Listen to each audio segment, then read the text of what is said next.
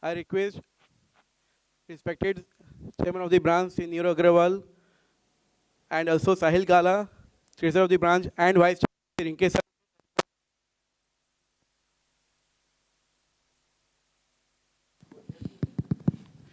Request our respected chairman of the branch, Sri Neerav Agrawal, and also vice chairman of the branch, CA Rinkesh sir, and treasurer CA Sahil Gala, to please escort our respected faculty for the day, Sri Girish Rahuja sir, the tax expert, and our CCM from Ahmedabad, CA Purushottam Khandelwal. Have a big round of applause for all of them.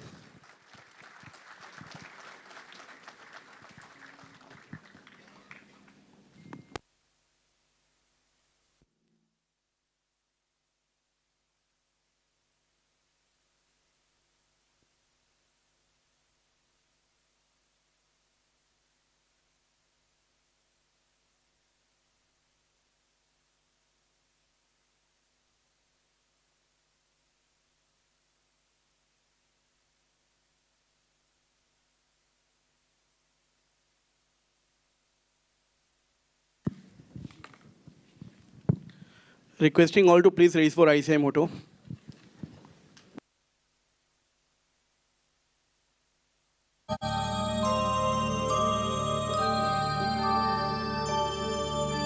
य एष सुप्तेषु जाग्रति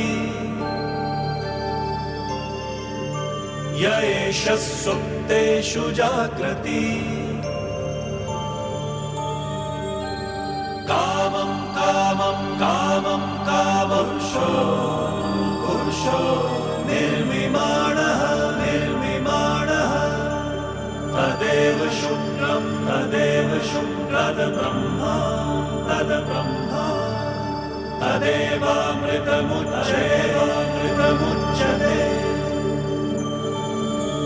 तस्मिन् लोकः शतः सर्वे तदूनात्यपि कश्चन एतद्द्वैता एतद्द्वैता एतद्द्वैता एतद्द्वैता एतद्द्वैता एतद्द्वैता.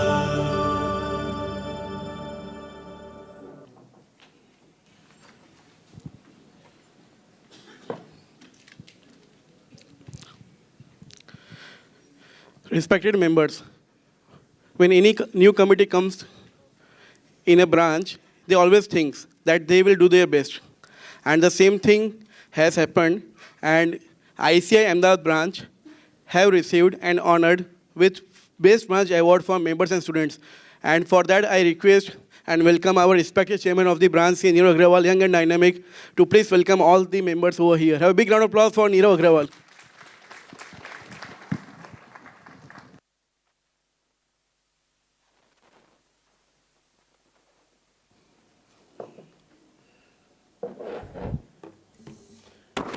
A very good morning to all of you.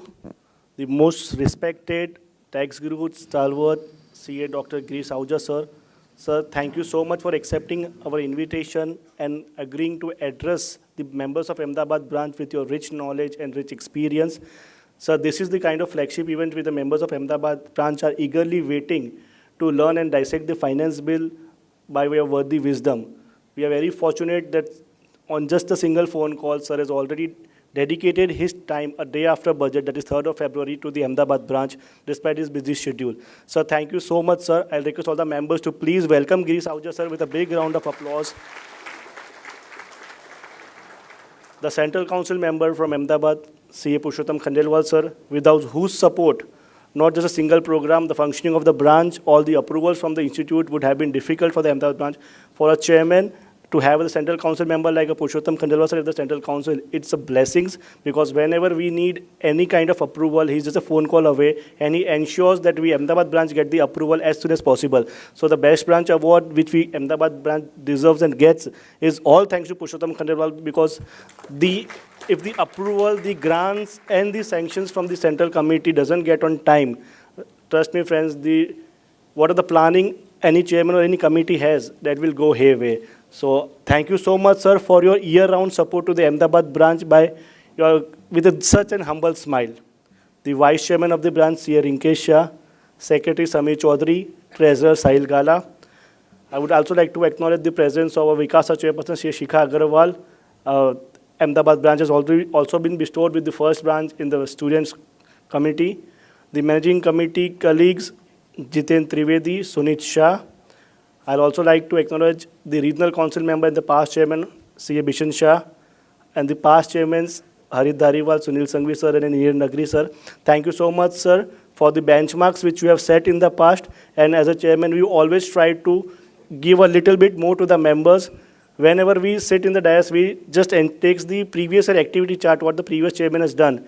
And we take the ideas, the good ones, and obviously all the ideas are good ones, and we try, as an added pressure, what more we can do, because the past chairmen, you have already given a lot to the Ahmedabad branch, and to come out with something new to add on to events, it's a big pressure.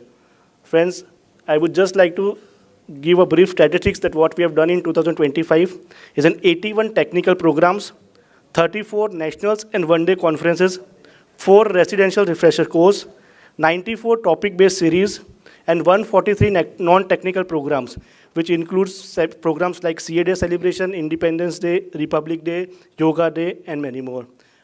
It's all possible with the support of the entire managing committee, regional council members, Purushottam Khandelwal, so the central council members, past chairmen and seniors. Friends, this first branch I dedicated to all of you. A big round of applause to all of you, and thank you so much for your kind and humble support. With this, we are here to listen to the Ahuja sir. I will not take much of the time and request Secretary sir to please take it forward from here. Thank you.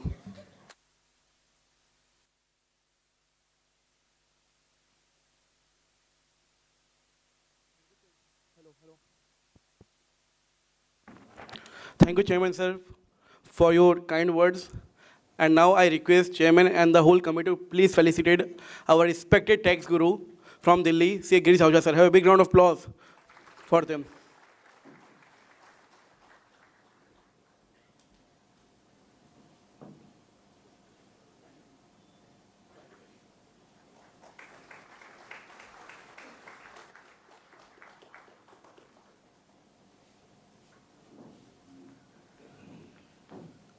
Also request Chairman to please felicitate our own CCM from Ahmedabad, Sri Purushottam Khandelwal sir. Have a big round of applause for Purushottam Khandelwal sir.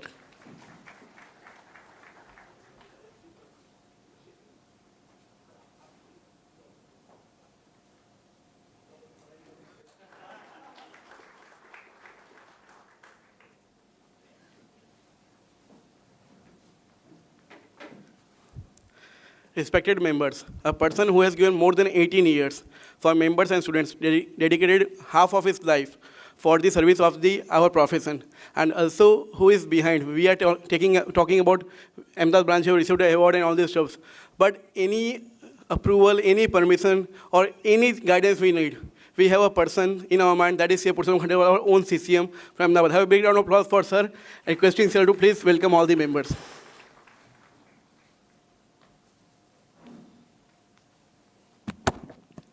Good morning.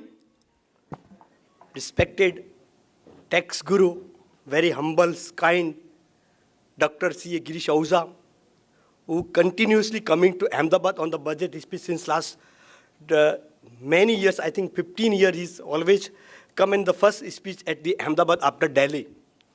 My dear friends and the chairman of Ahmedabad branch, Nirav Agrawal, who done lot of program for the members and students at large.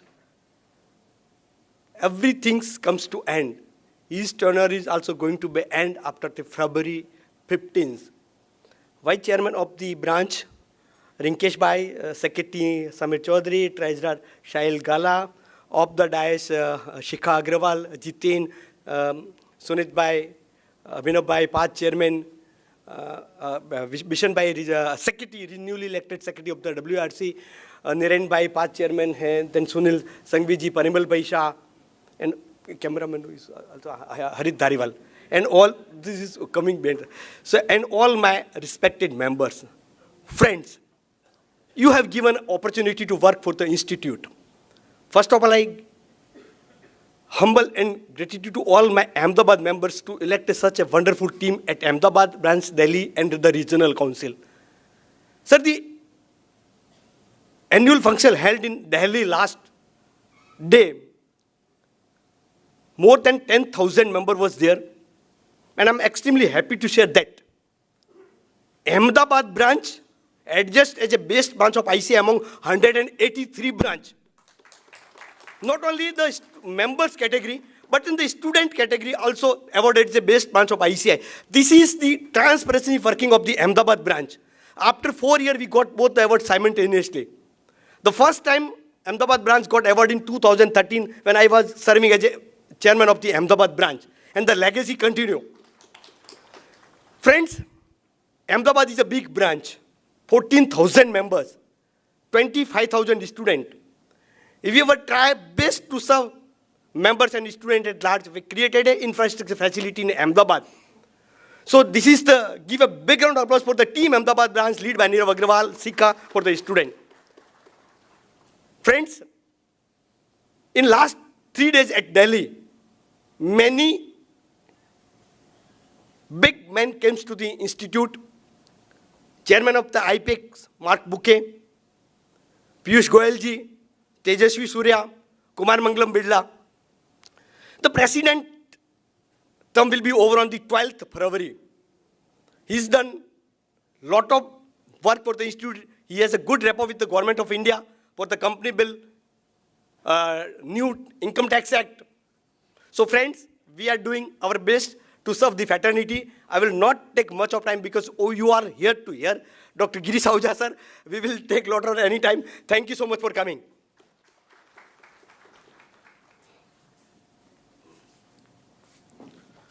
Thank you so much, sir, for guidance. Now it is a truly an honor to introduce CA Dr. Girish Ahuja, sir, one of India's most eminent authorities on direct taxation and a tax guru, a senior chartered accountant, academician, and thought leader. Dr. Ahuja, sir, has served as a member of the Government of India's Task Force for drafting the Income Tax Act, contributing directly to shaping India's tax framework. And most important, he is also held as a position as independent director on the board of several leading corporates and has been a senior faculty at Sri Ram College. And with decades of experience, best-selling authorship and unmatched credibility, he truly represents a pinnacle of tax excellence in India. Sir अगर एक word में बोलूँ Ahuja sir की बात, sir लोग ये सोचते हैं कि इस बार फाइनेंस मिनिस्टर ने कुछ स्पेशल नहीं दिया डायरेक्ट टैक्स में, कुछ नई अपडेट नहीं है, पर अगर आज ये हॉल सर फुल है वो सर आपके हिसाब से कि आप यहाँ पे हो तो हॉल फुल है. So have a big round of applause for Ahuja sir. Sir now the floor is yours.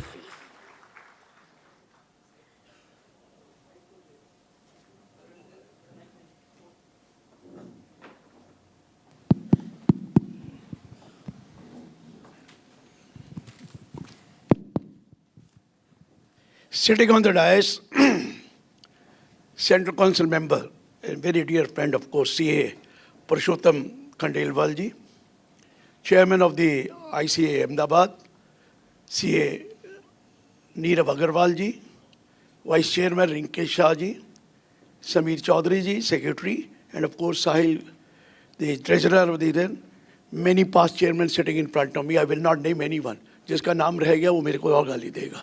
I can see, but I will not name. ये 1, 2, 3, 4 तुम्हें नजर आ रहे हैं, but I will not name it. I will not even name Bishan Shah. चलिए, because he rang me up, तो मैंने कहा I will not even name. Now, sir, let me tell you one thing. This has been a very difficult bill. आप कहेंगे क्यों difficult है? There are 2 acts which have been changed, and the difficulty was 1961 Act has been changed and Income Tax Act 2025 have changed.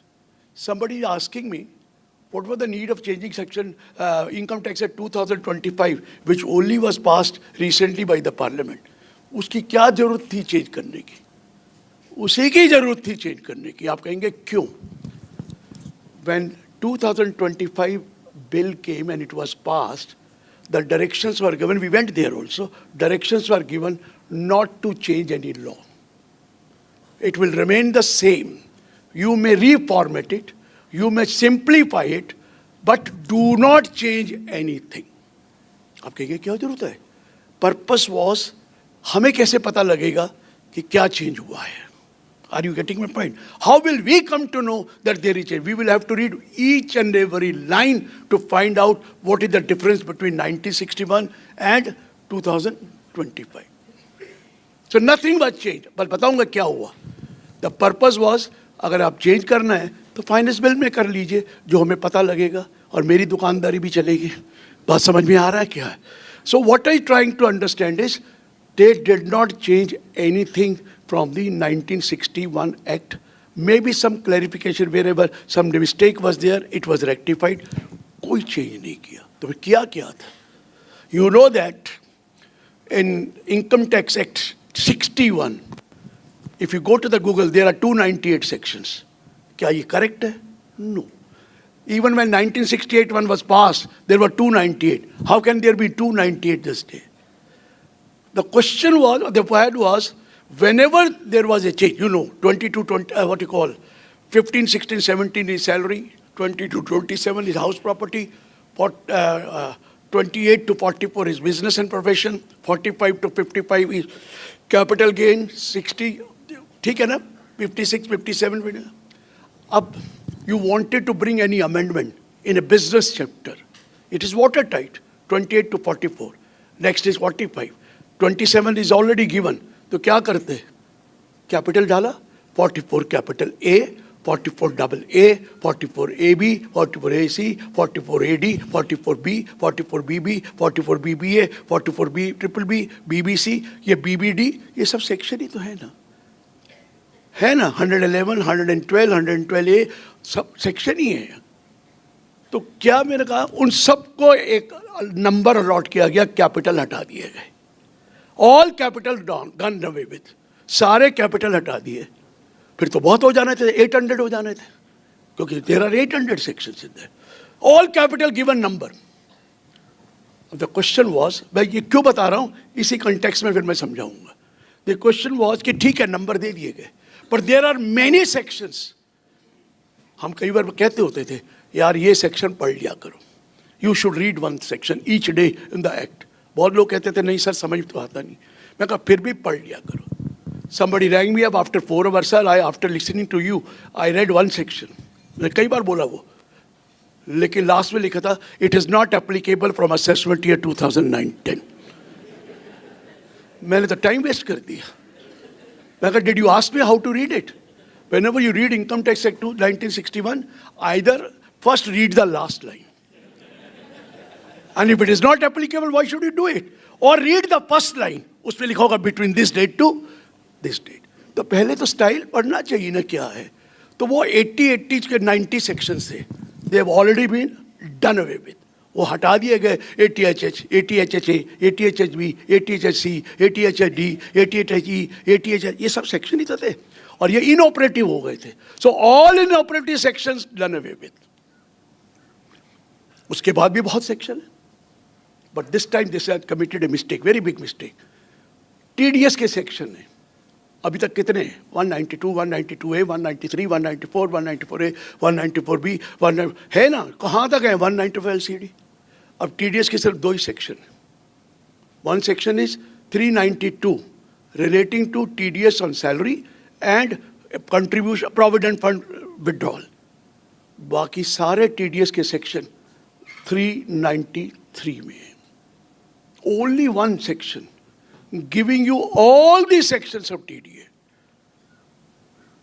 उन 393(1) के नीचे एक table बना दी, 393(2) के पीछे एक टेबल बना दी, 393(3) के नीचे टेबल बना दी और टेबल डालकर सीरियल नंबर डाल दिए 1 2 3 4 5 6. और जैसे 193 का सीरियल नंबर 1, 194 का सीरियल नंबर 2, 194A का सीरियल नंबर 3, 194B का सीरियल नंबर 4. अरे कैसे याद करेंगे सीरियल नंबर? पहले तो सेक्शन याद हो जाते थे. अब आपको क्या रखना है? Serial number 7 of the table under section 394(1). कितने सीरियल याद रखेंगे? 70 सेक्शंस हैं, 70 सीरियल नंबर उनको दे दिए गए. नॉन रेजिडेंट का अलग है, एलिजिबल पर्सन का अलग है. So what I am trying to explain, वहीं डिफिकल्टी आएगी. सीरियल नंबर डाल दिए गए एक सेक्शन के नीचे. अरे अलग अलग सेक्शन थे, उनको लॉट कर देते तो हमें याद रहता. How will you remember the serial number? मुझे तो नहीं पता serial number 9 of the table 1. Table 1 नहीं है, टेबल अंडर सेक्शन 393. तो वो कैसे याद रहेगा? तो इसलिए वो कम करके 536 सेक्शन कर दिए. ठीक है जी. और मैंने तब कहा था कर लीजिए, क्या फ़र्क पड़ेगा, जब अमेंडमेंट आएंगी फिर कैपिटल सेक्शन आएंगे. आए कि नहीं आए? अमेंडमेंट आएगी तो कैपिटल सेक्शन आने ही पड़ेंगे, क्योंकि वाटर टाइट है. इवन सीरियल नंबर में भी आएंगे, क्योंकि सीरियल नंबर भी वाटर टाइट है। अगर आपने कोई और एग्जामिशन देनी है तो सीरियल अगर शेड्यूल में तो डालोगे कि नहीं डालोगे, और वो शुरू हो गया है। तो जितने हमने गंगा नहाया पाप किए थे वो हम कुंभ में नहा चुके हैं, अब दोबारा पाप करेंगे। ये पाप कौन करता है? हम ही करते हैं। हम लूप होल्स ढूंढते हैं, वो उसको प्लग करते हैं। Again we find out the loophole, वो प्लग करते हैं। इस बार भी सीरियल नंबर वो सॉरी एक्स्ट्रा कैपिटल ABC आ गया है। क्लियर हुआ सर? अब मैं क्या करने जा रहा हूँ? देखिए मुश्किल मुझे क्यों पड़ रही है कि किसी ने 2025 एक्ट पढ़ा ही नहीं। पढ़ा नहीं तो सीरियल नंबर सेक्शन ही नहीं पता। और मैं उसको कहूँ कि सेक्शन बोलूँगा तो आपका कहेगा ये क्या बोल रहे हैं, we don't know any section. पुराना सेक्शन याद है तो नए का क्या करूँ? और नए में बहुत चेंजेस हैं। But what I am trying to explain, मैं पहले 1961 की जो अमेंडमेंट आई वो बता रहा हूँ, क्योंकि इस बार 26-27 असेसमेंट ईयर भी है और 26-27 टैक्स ईयर भी है। M I right? Assessment year की अमेंडमेंट लानी थी, पुराने एक्ट में लानी है। क्यों लानी है? 4 तो जजमेंट चेंज कर दी, रेट्रोस्पेक्टिव इफेक्ट से चेंज करी है। 4 judgement with retrospective effect, supreme court के बाद पेंडिंग पड़ी है 2 जजमेंट, उठाकर चेंज कर दी। चेंज कर दी है 2009 से 2021 से। They have done the retrospective amendment, notwithstanding anything can, even if there is some order of the court judgment और ये और वो, ये वाला ये होगा, ये करा है। वो जजमेंट अगर चेंज करी है तो सेक्शन 1961 में करी, लेकिन डोंट यू थिंक वही चीज़ें उसमें भी आनी पड़ेगी 25 में? पहले तो विजुअलाइज किया नहीं था। तो जितने भी चेंजेस किए हैं in 1961, all those changes are there in 2025 also. Are you getting my point? मैंने क्या कह रहा हूँ? आपने जो 1961 का बनाया था 2025 कोई चेंज किया था? नहीं किया। अब 1961 में आप अमेंडमेंट कर रहे हैं तो those amendments are required for 2025 also. बात समझ रहे हैं मेरी क्या प्रॉब्लम आ रही है इस वक्त? Whatever amendment you have brought in the 1960 Act, which was not there when 2025 was brought, तो वो आपकी सारी अमेंडमेंट यहाँ लानी पड़ेगी कि नहीं लानी पड़ेगी, ये बताइए। और फिर इन एडिशन टू दैट जो नया एक्ट आया है उसमें जो आपको अमेंडमेंट करनी थी वो लानी पड़ेगी कि नहीं लानी पड़ेगी? एम आई राइट और रॉन्ग? पहले कॉन्सेप्ट को समझिए, प्रॉब्लम क्या नजर आ रही है। Problem is a big problem. मैं नई अमेंडमेंट बोलूंगा, आप कहेंगे कौन सा सेक्शन, हमें क्या पता है। तो मैं जब नया में आऊँगा तो मैं सेक्शन नहीं बोलूँगा, सिर्फ अमेंडमेंट बोलूँगा। क्योंकि सेक्शन बोलूँगा भी तो आप कहेंगे ये कौन सा सेक्शन है। हाँ बता दूंगा कि अर्लीस्ट ये था, लेकिन टू ग्रेट एक्सटेंट बोलना रिस्क हो रहा है। और मैं जब कल 6 लेक्चर दिए उसके बाद यहाँ भी आया तो मेरी प्रॉब्लम यही रही। वो मेरी तरफ देख रहे थे, कहा कौन सा सेक्शन है।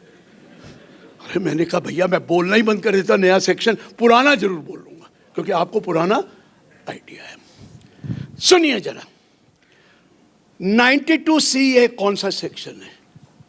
You referred this to the TPO, जो इंटरनेशनल वो ट्रांजैक्शन होती है for arm land determination. 92CA में ट्रांसफर प्राइसिंग ऑफिसर को आप रेफर करते हैं कि भैया ये आर्म लाइन्स डिटर्मिन कीजिए।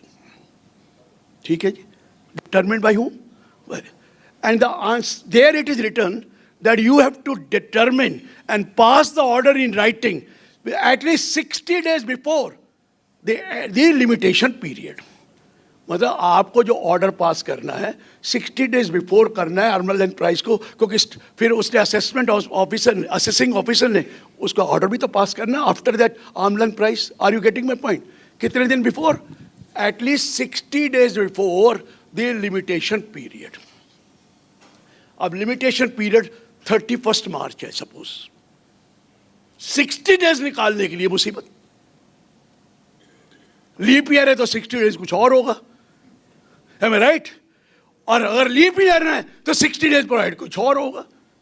लॉ ने चेंज कर दिया और 2006 से चेंज किया है 1 जून कि भैया लीप ईयर क्या होगा 60 days, how to calculate 60 days. 31 मार्च अगर लीप ईयर नहीं है तो 31 मार्च के 31 days, M I right? 28 days, 59 days, और फिर किसका होगा? एक दिन कौन सा लोगे? जनवरी का। तो 30 जनवरी का ऑर्डर पास होना चाहिए। मेरे बात को समझ रहे हैं? कैलकुलेशन कैसे की है? 60 डेज निकालते प्रॉब्लम आती है लीप ईयर में। लीप ईयर में always 60 days is a big problem, क्योंकि अगर लीप ईयर होता तो लास्ट डेट 31 जनवरी होगी। एम आई राइट और wrong?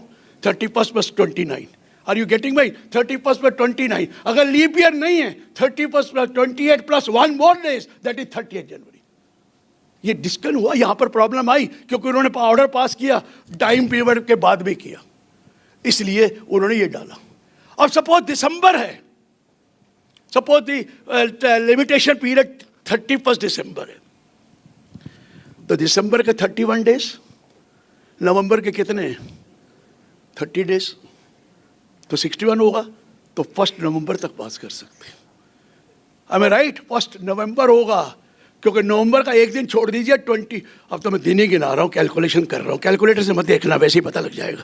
29 plus 31 60, so order should be passed by TPO by 1 नवंबर। ये पहले क्लियर हुआ तो बताइए। बड़ा अजीब सा पॉइंट है, क्योंकि इसमें डिस्प्यूट आया कि वो लीप ईयर में कोई और पीरियड हो जाता है, दूसरे में कोई और पीरियड हो जाता है, और आपको 60 डेज कैलकुलेट करना है, तो रेट्रोस्पेक्टिव अमेंडमेंट कर दी। कोई भी गलती करी हो तो वो कुछ नहीं हो। पहला पॉइंट समझ में आया? क्लियर है सर? कि उन्होंने ये बोल दिया रेट्रोस्पेक्टिव अमेंडमेंट करके कि 92 CA में ये हम देखें, पर वही प्रॉब्लम तो इधर भी आएगी जब नया लॉ आया है, और नए लाइन में 166 है, उसको भी तो अमेंड करना पड़ेगा। करना पड़ेगा नहीं, वहां भी 60 डेज लिखा है। जरा सुनिए, वहां भी 60 डेज लिखा है, अमेंड करना था। उन्होंने कहा रुक जाओ यार, हर बार प्रॉब्लम आती है, कैलकुलेटर से देखना पड़ता है। ऐसे लिख दो, he must pass the order before 1 month preceding the month in which limitation period expire. Before what? पहले 60 लिखा हुआ है, लेकिन अब जो अमेंडमेंट डाली है 1 month, at least 1 month before the month for which limitation period expire. अब 60 डेज की प्रॉब्लम तो वो खत्म हो गई ना। 1 month कैसे निकालेंगे? 31 मार्च हो गया, 1 month बिफोर, मतलब 28 फरवरी से पहले, तो 31 जनवरी। M I right? चाहे 29 दिन हो, चाहे 28 दिन हो, वो 31 जनवरी ही रहेगा। और जब दिसंबर होगा तो क्या होगा? 31 अक्टूबर होगा। चाहे वो 61 बन रहे हो, चाहे वो 59, मुझे नहीं मालूम क्या बने, लेकिन पहले 60 ही लिखा था। जो लॉ में 60 को चेंज नहीं किया था, चेंज करते तो फिर पुरानी वाले भी चीज होती, लेकिन इसमें क्या कर दिया? रुकिए, हम अब इसको चेंज कर रहे हैं। हर बार प्रॉब्लम होती है मंथ और number of days. Let us not put number of days, put 1 month before the month in which the period limitation period expire. अच्छा किया ना, हर बार कैलकुलेट तो नहीं करना पड़ेगा, मंथ लो उठाकर कर दिए। क्लियर हुआ सर? पहले नहीं सोचा था, पहले 60 ही रखा था, क्योंकि पुराने में भी 60 था, लेकिन अब ये चेंज नए में भी कर दिया। जो नाम 166 सेक्शन है, वो तो मैं इंप्रेशन के लिए बोल रहा हूँ, अदरवाइज आपको नहीं पता है कौन सा सेक्शन। क्लियर हो गया सर? वे पहला पॉइंट क्लियर हो गया।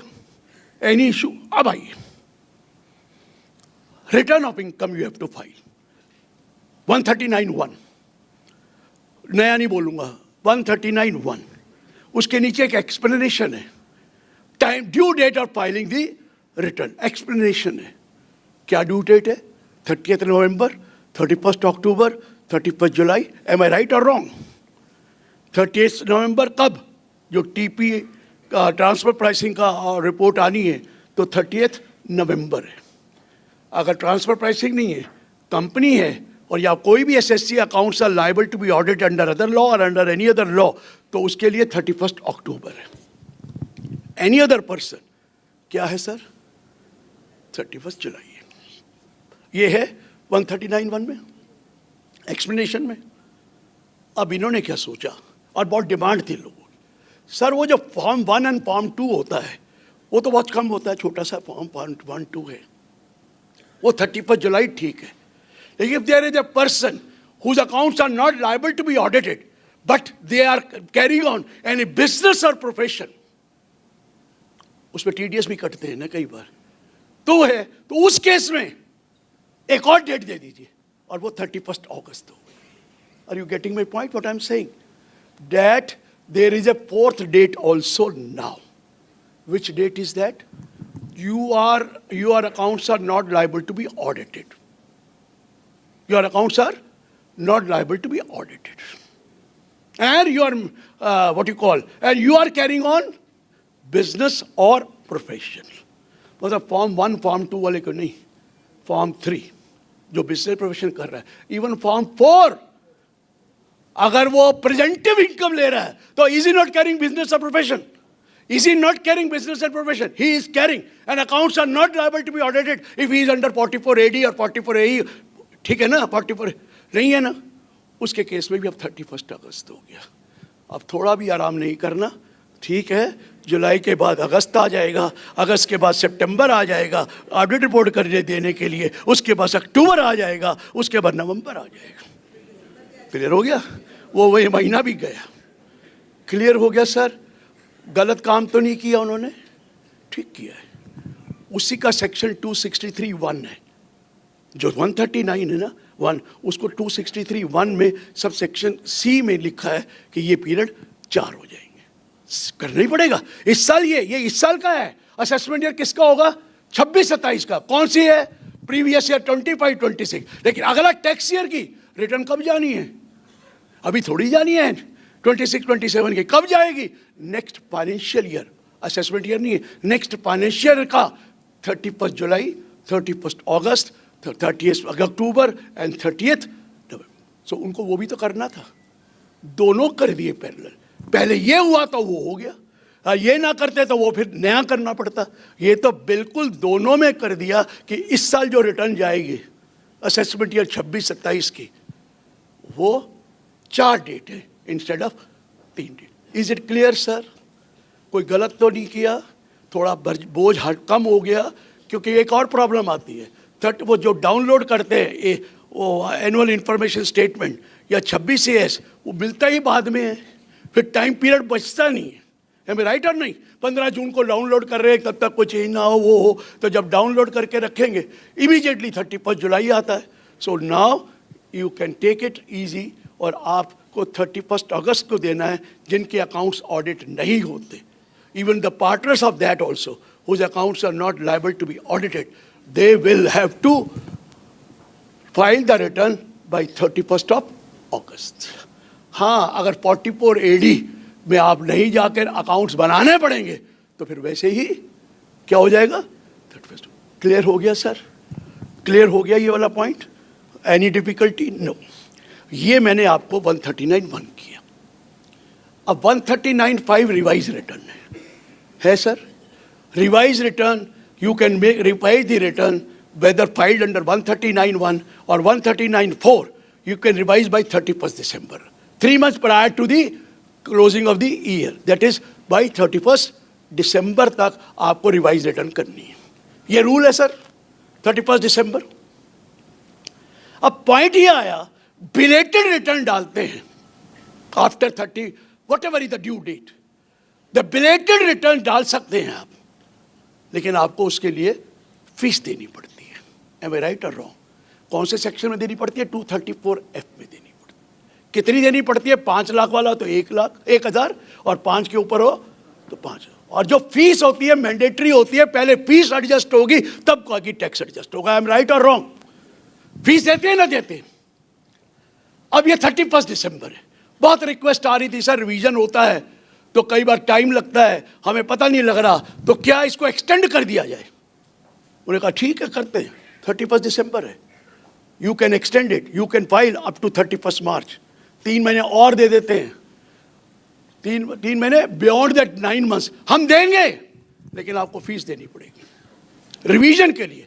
पहले आपने फीस रिवीजन के लिए नहीं दी थी, बिलेटेड के लिए दी थी. Please remember that fees was given for belated return and not for revision. हाँ, रिवीजन आप दोनों का कर सकते थे, 139(1) का, 139(4) का, लेकिन फीस 4 के लिए दी थी ना कि 5 के लिए. अब फीस 5 के लिए देनी है because you are filing after दिसंबर. अगर दिसंबर से कर ले कोई दिक्कत। If you are revising after 31 दिसंबर, अगेन फीस वही है, लेकिन उसका नया सेक्शन डाल दिया 234I, उसमें भी वही है 1000 और 5000। सो बिलेटेड वाले को अगर वो रिवाइज करता है मार्च के बाद, बिलेटेड वाला रिवाइज करता है मार्च के बाद, तो 2 फीस है। एक बिलेटेड वाली फीस जो तो 234F में आती है, और एक रिवीजन वाली फीस जो 234I में आएगी। लेकिन अगर ड्यू डेट तक फाइल किया हुआ है और रिवीजन किया है, डिड यू पे एनी फी? नो। बट आप 31 दिसंबर के बाद करेंगे तो यू विल हैव टू पे। समझ में आ गया? तो 2 फीसेस है, एक 234F की, एक 234I की, और अमाउंट सेम है। आपको समझ में आ रहा है? अब अगर आपने रिवीजन करना है, we are giving you chance, but you will have to pay fee.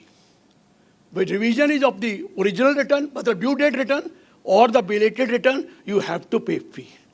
But in the case of belated return revise, you have already paid fee under 234F, and now you are going to pay fee for under 234. Clear हो गया sir?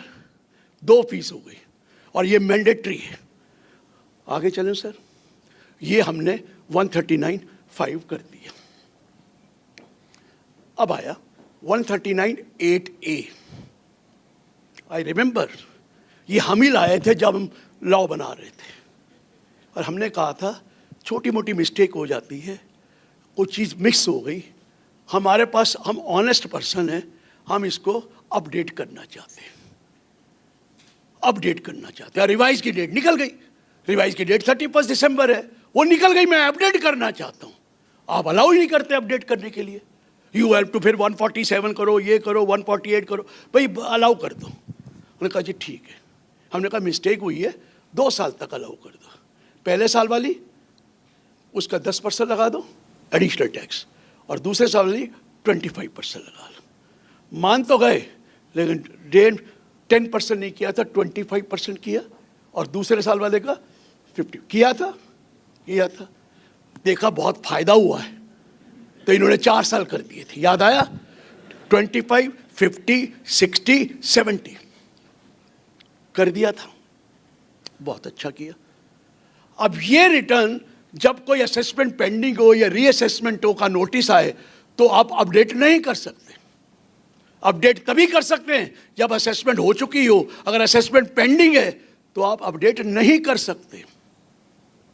148 का notice आया, मैं 148 कह रहा हूँ, otherwise तो 280 है नए में। यही तो प्रॉब्लम है मेरे साथ, मुझे दोनों देखने। 148 का नोटिस आया जी कि फाइल करो return with in such and such period, with in such and such period. मैं सोचा भाई पेनल्टी लगेगी, ये लगेगी, अपडेट ही कर दो। Are you getting might? Allow कर दिया अपडेट करना। Even after the notice under 148 is given, you can revise it, जो कि पहले अलाउड नहीं था। You can revise it even after that. ठीक है, तो उसने कहा रुको, करना है तो आपको एडिशनल इनकम टैक्स देना पड़ेगा। कितना? एक्स्ट्रा 10%। क्लियर हुआ? मतलब 25 वाला 35 हो जाएगा, 50 वाला 60 हो जाएगा, सॉरी 60 वाला 70 हो जाएगा, और 70 वाला 80 हो जाएगा।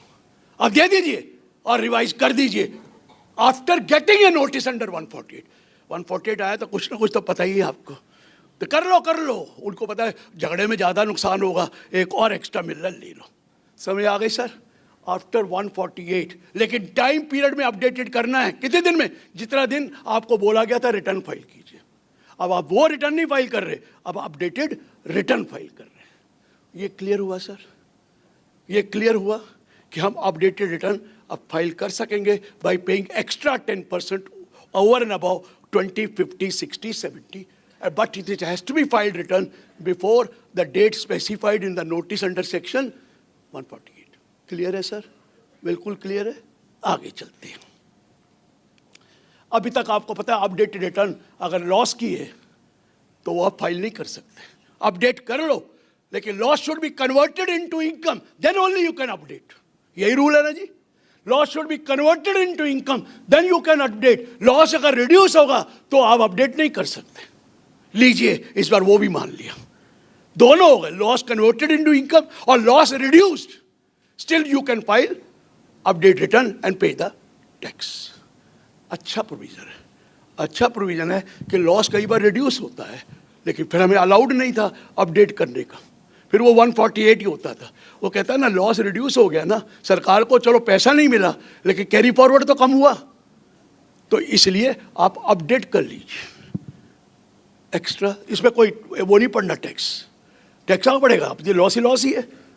क्लियर हो गया सर? ये भी 139(8)(a इसी का। हाँ जी, अभी तक लिखा नहीं है उन्होंने, वहां ऊपर लिखा असेसमेंट, रीअसेसमेंट, रिकम्प्यूटेशन, लेकिन लॉ तो यही कहता है अगर असेसमेंट पेंडिंग है तो 143(2) में आ गया, अब तभी तो जा रहे हो। नहीं करेंगे अपडेटेड। 148 में अलाउ कर दिया क्योंकि वो कहते हैं कि प्रूव करो, ये तो हम कर ही लेंगे ना जब 143(2) आएगा, और वो भी फेसलेस है, तो वो उसका नहीं किया रीअसेसमेंट का। इनका पॉइंट है 143 का नोटिस आए तो मैं क्या अपडेट कर लूं, ऐसा कुछ लिखा नहीं है।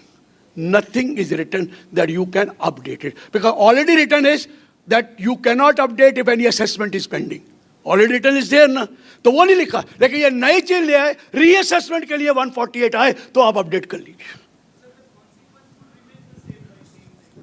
नो सर, पॉइंट है ये रीअसेसमेंट है। वो पॉइंट ये है कि वो आपका अभी असेसमेंट हुई नहीं है, होगी तो पता लगेगा ना क्या टैक्स है। अरे टैक्स ही नहीं बना तो कैसे दे दोगे, अपडेट कैसे करोगे? कोई टैक्स तो हो, उसका ही तो एक्स्ट्रा देना है। 25% एक्स्ट्रा टैक्स का बना? अरे टैक्स तो आपने तो सेल्फ असेसमेंट टैक्स दिया है।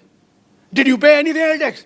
तो जब तक असेसमेंट नहीं होगी, how much is the tax, how will you पे 25, 50, 55? जब पुराना का तो कर दोगे असेसमेंट, या इसका कैसे होगा?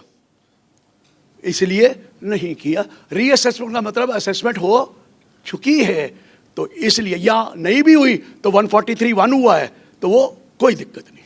यही पर्पज है, उन्होंने उसको नहीं किया। क्लियर है सर? ये कर सकते हैं, लॉस में वाली भी कर सकते हैं और आप वो भी कर सकते हैं। ये आपका वो आ गया। लेकिन सर टैक्स कौन से सेक्शन में देना है? 140B में। 140B में अपडेटेड रिटर्न का टैक्स देना पड़ता है। 140B में जो 20, 50, 60, 70, 140 उसी में लिख दिया है एक्स्ट्रा 10%। तो बदलना तो पड़ेगा ना सेक्शन 140B पढ़ना। इसके कॉरस्पॉन्डिंग सेक्शन क्या है? 263(1)(c तो बताया था due date of filing return. 263(5) वही था रिवाइज रिटर्न, और रिवाइज रिटर्न आप 31 दिसंबर के बाद भी कर सकेंगे वही। लेकिन वहां तो 234 आई नहीं आना, वहां पर अलग सेक्शन है, वहां 234 नहीं आया। 428 उसमें, सॉरी नॉट 428 भी नहीं है, वो 224 क्यों आया कि आपने अलग देना है टैक्स। आप बात को समझ रहे? टैक्स इज डिफरेंट, और वो टैक्स 273 सेक्शन में है। 273 में अपडेटेड रिटर्न का टैक्स देते हैं, या किस में देते हैं? 140B में अपडेटेड का टैक्स देते हैं। क्लियर होगा? आप सेक्शन भूल जाओ ना, वहां पर भी देना पड़ेगा। अपडेटेड का उन्होंने चेंज कर दिया, इधर अपडेट किया आपने 10% एक्स्ट्रा दिया, उधर अपडेट करेंगे तो आप 10% एक्स्ट्रा देंगे। वहां नोटिस 280 के बाद है, या नोटिस 148 के बाद है। कितना मुश्किल पड़ेगा? 148, 280, अगले साल आदमी पागल हो जाएगा करते ही करते। और ये जो एक्ट है पुराना 61, ये अभी थोड़ी खत्म हो जाएगा, ये 15 साल चलेगा। हाँ, और आपको हमने सोचा था पिछला एक्ट ले संभाल के रखना जो अभी आया था, अब नहीं, अब अगला एक्ट जो आने वाला है दोबारा आएगा 61 एक्ट अमेंडमेंट होके, वो संभाल के रखना पड़ेगा। Are you getting my point what I am saying? आप समझे ना? अभी 1961 रिवाइज होगा कि नहीं होगा, एक्ट होगा कि नहीं होगा, उसको फिर संभालना पड़ेगा नहीं ना, क्या क्या चेंजेस आई अभी तक तो हम करें। और वो कहाँ तक चलेगा? अपील सुप्रीम कोर्ट तक।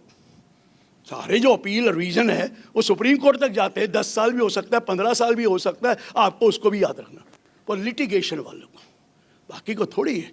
अगर लिटिगेशन नहीं है तो कोई याद रखने की जरूरत नहीं है, और लिटिगेशन हो ना फिर हम क्या करेंगे? हमें तो लिटिगेशन चाहिए। तो समझ में आ गया सर? क्लियर हो गया? और उसके बाद वो जो सेक्शन था अपडेटेड रिटर्न का, वो मैंने आपको बता दिया, वहाँ पर 263(6) था, 263(6), और टैक्स देना पड़ता था 273(3) में। क्लियर हो गया सर? अपडेट हो गया, 140B हो गया। अब क्योंकि 140B में टैक्स दिया है तो पेनल्टी तो लग सकती है। कहता नहीं, 270 सेक्शन में लिख दिया जितना अमाउंट ये टैक्स दिया है उसके अमाउंट उतने इनकम पर अब पेनल्टी दोबारा नहीं लगाएंगे। 270A में पेनल्टी लगती है ना, क्योंकि आपने दे दिया tax, so where is the question of penalty, तो पेनल्टी नहीं लगाएंगे, इसलिए 270A सेक्शन में अमेंडमेंट कर दी।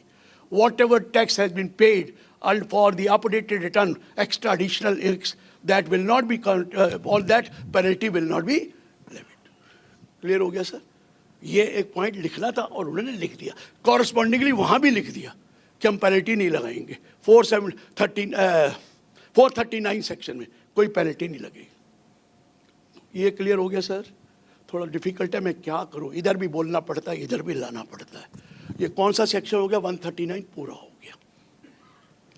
144C शेल्फ क्या था उसका, सेल्फ क्या था उसका, ड्रिलिंग, सेल्फ ड्रिलिंग की जजमेंट आई कि देखिए 143C क्या है, डिस्प्यूट रेजोल्यूशन पैनल, DRP, आपको एक ड्राफ्ट ऑर्डर भेजना पड़ता है उसको, वो ड्राफ्ट ऑर्डर एक्सेप्ट कर ले ना, वो कहे कि ठीक है, या वो नो ऑब्जेक्शन ना करे तो असेसमेंट ऑर्डर पास करना पड़ता है। नहीं तो आप DRP को रेफर करते हैं कि ये ड्राफ्ट ऑर्डर है, उसने ऑब्जेक्शन फाइल करी है, इसको आप ऑर्डर पास करिए, डायरेक्शन दीजिए। 9 मंथ्स अलाउड है डायरेक्शन देने के लिए। फिर डायरेक्शन आती है, फिर उसको असेसमेंट करनी है on the basis of direction. ये DRP है, यही है ना DRP, डिस्प्यूट रेजोल्यूशन पैनल। आप सर सुनिए, डिफिकल्टी ये है कि एक लिमिटेशन पीरियड है और सपोज लिमिटेशन पीरियड 12 महीने का है, मार्च में ख़त्म हो जाएगा, तो वो कह रहे थे 1 महीना वो 9 महीने वो, अगर उसने लेट फाइल कर दिया तो फिर तो ये लिमिटेशन पीरियड में आ गया और जजमेंट आ गई, यस ये लिमिटेशन पीरियड ओवर है। ये सेक्शन कहता है 153 या 153B लिमिटेशन पीरियड ये वाले भी कवर करते, ये वाला भी 1 मंथ ये वो। अब जजमेंट दे दी, अब अमेंडमेंट कर दी। सुनिए, सिर्फ ड्राफ्ट ऑर्डर भेजना जो 1 मंथ का है, that should be sent before the limitation period. Draft order सिर्फ, जब वो DRP को जाएगा 9 महीने लेगा, फिर असेसमेंट होगा, वो ये सेल्फ कोड है, इसी में मिलेगा, वो एक्सटेंशन है। आप बात समझिए क्या कह रहे हैं? अभी तक वो कह रहा था 12 महीने का पीरियड टोटल है। आप असेसमेंट कैसे कर सकते हैं कि पहले 1 महीना वहाँ चला गया, उसे ऑफर दिया, आपने ऑब्जेक्शन फाइल किया 1 महीने के बाद, 9 महीने के बाद उसने रिप्लाई किया, ऑर्डर दिया, फिर उसके बाद ऑर्डर पास करना है। M I right? अब कई बार लेट हो जाता है, तो वो कह रहे हैं जजमेंट आ गई, नहीं ये तो गलत है, लिमिटेशन पीरियड के अंदर है तो ये 12 महीने में नहीं पास किया, ये इनवैलिड है। उन्होंने कहा कैसे नहीं वैलिड है, लो हम कर देते, बैक डेट से चेंज कर दिया कि that 153 is only meant for draft order, कि ड्राफ्ट ऑर्डर 1 महीना पहले जरूर देना है, मतलब 31 मार्च से 1 महीना पहले या जब मर्जी दे दो। लेकिन जो ऑब्जेक्शन फाइल करने का पीरियड है, जो उसके ऑर्डर पास डायरेक्शन पास करने का पीरियड है, और जो असेसमेंट होनी है बाद में, वो एक्स्ट्रा होगा। यही जजमेंट उन्होंने देकर ये शेल्फ और ड्रिलिंग का जजमेंट को ओवर रूल कर दिया है बैक डेट से। Over rule. देखिए, प्रॉमिस किया था कोई रिट्रोस्पेक्टिव अमेंडमेंट नहीं करेंगे, इस बार सिर्फ रिट्रोस्पेक्टिव अमेंडमेंट ही करी 4, और कुछ किए ही नहीं है मेनली। क्लियर हो गया सर ये वाला पॉइंट? अब आइए आगे, 147A डाला है। क्या है ये? कितना झगड़ा पड़ा होता है, जाओ फाओ, है ना, ज्यूरिडिक्शनल असेसिंग ऑफिसर, वो फेसलेस असेसिंग ऑफिसर। सुनिए, 148A का नोटिस आता है, जाओ दे रहा है, 148 का नोटिस जाओ दे रहा है, समझ में आ रहा है? जाओ मीन्स ज्यूरिडिक्शनल असेसिंग ऑफिसर ने 148 का दिया, आपसे शो कॉज दिया, उसके बाद आप वो सेटिस्फाई नहीं हुआ तो 148 दिया, कौन दे रहा है? जाओ। तो कुछ लोग कोर्ट में चले गए। जाओ का क्या मतलब है? जब 2021 से फेसलेस आ गया तो फेसलेस असेसिंग ऑफिसर करे, कई क्या कर रहे थे, 148 वो 148 है वो देते थे और 148 पे फाओ देता था। उन्होंने कहा रुक जा, सब गलत है, कंकरेंट ज्यूरिडिक्शन है, तो जो 148 का 48 है और 148 है उसका जाओ ही देगा, फेसलेस वाला नहीं देगा। बात समझ में आ गई? कौन देगा? जाओ देगा। और बैकडेट से 21 से कर दिया, मतलब जो 148 ए आएगा वो फेसलेस ऑफिसर से नहीं आएगा, जो 148 आएगा फेसलेस वाले से नहीं आएगा। जो 148 इशू करेगा टू फाइल ए रिटर्न करता है ना 147 के लिए, वो कौन करेगा? जाओ ही करेगा। और रिट्रोस्पेक्टिव इफेक्ट से जब से लॉ आया 1421 से उसको भी अमेंड कर दिया। क्लियर हो गया सर? ये भी जजमेंट थी हेक्सवायर की, हेक्सवायर की जजमेंट थी, उसको ओवररूल करके कह दिया नो, जो इज ए कॉम्पिटेंट, जो ही कॉम्पिटेंट है उसको 148 देना और 148 देना, फाओ का कोई मतलब नहीं। तो अब जाओ भी एग्जिस्ट कर रहा है फॉर 148 और वो फाओ तो है ही है असेसमेंट के लिए, लेकिन 148 के बाद जो असेसमेंट होगी 147 में वो फाओ करेगा। क्लियर हो गया? उन्होंने कंकरेंट करके दोनों को वैलिड कर दिया। सर क्लियर है सर? ये कौन सा सेक्शन 147A डाला, वही सेम सेक्शन आगे भी डालना पड़ेगा, वो डालना ही पड़ेगा ना, क्योंकि पीछे थोड़ी था, अभी डाला है तो अगले एक्ट में भी डालेगा कि हाँ जी 280 और 281 जो वो है नोटिस वो कौन देगा? जाओ देगा। 280 वही 281 वाला वो 148 वाला, क्योंकि ए तो बहाना नहीं है। 281 क्या है? जो 148 है वो कौन देगा? जाओ देगा। तो दोनों जगह अमेंडमेंट है। सर डबल अमेंडमेंट नजर आ रही है ना, एक इधर एक उधर एक्ट में 25 में। ये सारी अमेंडमेंट सब एक्ट में आई है ना, सारी अमेंडमेंट आई है, इधर भी आई उधर भी आई, रिटर्न की भी आई, अपडेटेड की भी आई, इधर भी आई उधर भी आई, वो टैक्स की आई, इधर 140 भी उधर भी आया उधर भी आया। So number of amendments have gone up because duplication है। Same in Income Tax Act 61, same in the Income Tax Act 25, you have to give the separate section and that's why duplication है। Clear हो गया sir? 147A भी चला गया। अब 270 capital A में जाइए। 270 कैपिटल A में हमने लिख दिया कि रुको, अगर जो आपने टैक्स दिया 140B का उसके ऊपर हम पेनल्टी नहीं लगाएंगे। मैं पहले बोल चुका हूँ वो पेनल्टी नहीं लगाएंगे। क्लियर हो गया? नहीं लगेगा। अब आइए 270 डबल ए क्या कहता था? अगर अपना टैक्स दे दीजिए, वो सब कुछ दे दीजिए, तो आपको पेनल्टी 50% की नहीं लगेगी अगर अंडर रिपोर्टिंग ऑफ इनकम है। यही कह रहा था ना, अंडर रिपोर्टिंग। और आप कह दो कि मैं टैक्स और दे रहा हूँ, यही तरह मैं अपना एक्सेप्टेंस दे देता हूँ, तो हम क्या नहीं लगाएंगे? नहीं लगाएंगे। अब सुन लो, मिस रिपोर्टिंग की कितनी पेनल्टी है? 200%। इन्होंने कहा पता नहीं मिले ना मिले, एक काम और करो, 271 डबल ए में कह दिया कि अगर आप 270 डबल में ऑन योर ओन अगर आप सरेंडर कर देंगे तो हम 100% पेनल्टी ले लेंगे। कितनी पेनल्टी? 100। पहले तो पेनल्टी थी नहीं ना 270 डबल ए में, no penalty because under reporting का था, और अंडर रिपोर्टिंग में हमने टैक्स वाइज दे दिया तो देयर इज नो पेनल्टी। और 270 डबल ए में एक डाल दिया that if it is on account of 270A subsection 9, जहाँ पर मिस रिपोर्टिंग है और जहाँ 200% लगती थी, जाओ छोड़ रहे हैं 100% दो और हम आपको छोड़ देंगे। ये पुरानी डेट की डाली, तो सिमिलर अगली डेट की भी आएगी नहीं आएगी? वहाँ 439 में डाली है और यहाँ डाली है 270 डबल ए। वो 439 में डाली है, सॉरी 439 में जो पेनल्टी 440 में डलेगी वो वाली, मैं बताऊँगा क्यों। ठीक हो गया सर? क्लियर हो गया? ये पॉइंट समझ में आ गया कि अब इस अगले साल, ओनली एक ही साल है, अगर आपने मिस रिपोर्टिंग है, बचना चाहते हैं, तो 100% पेनल्टी दे दीजिए विद टैक्स ओनली। जो टैक्स तो देना ही है, 100% पेनल्टी भी दे दीजिए। पहले था ही नहीं, पहले तो नो पेनल्टी अगर 50% है।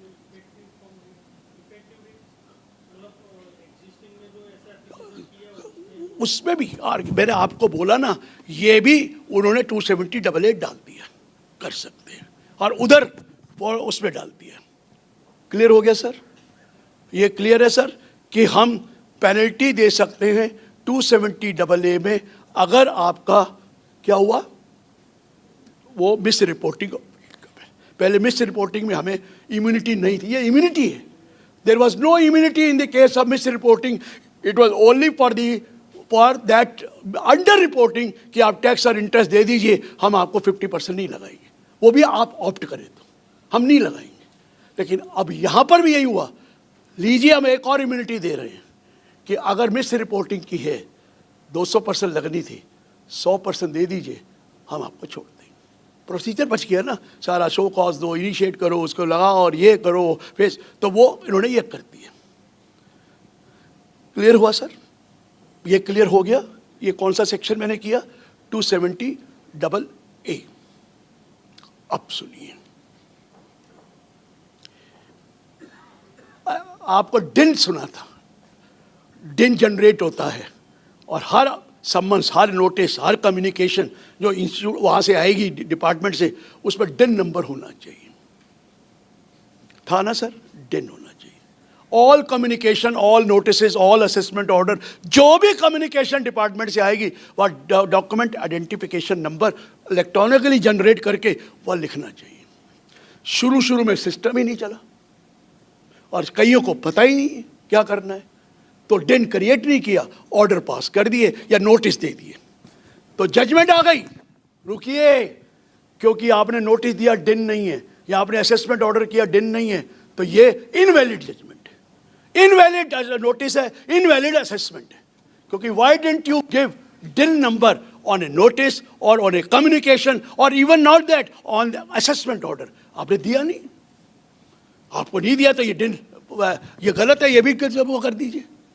उसको भी अमेंड कर दिया, उसको भी अमेंड कर दिया. लिखिए 292BA. पहले 292B में क्यूरेटिव था कि अगर कोई डिफेक्ट है, कोई ओमिशन है, कोई नोटिस में, तो वो टेक्निकल डिफॉल्ट है, हम उसको क्योर कर सकते हैं. यही था ना क्यूरेटिव सेक्शन 292B लाया था, अपने फेवर में लाए थे, हम उसको क्योर कर सकते हैं.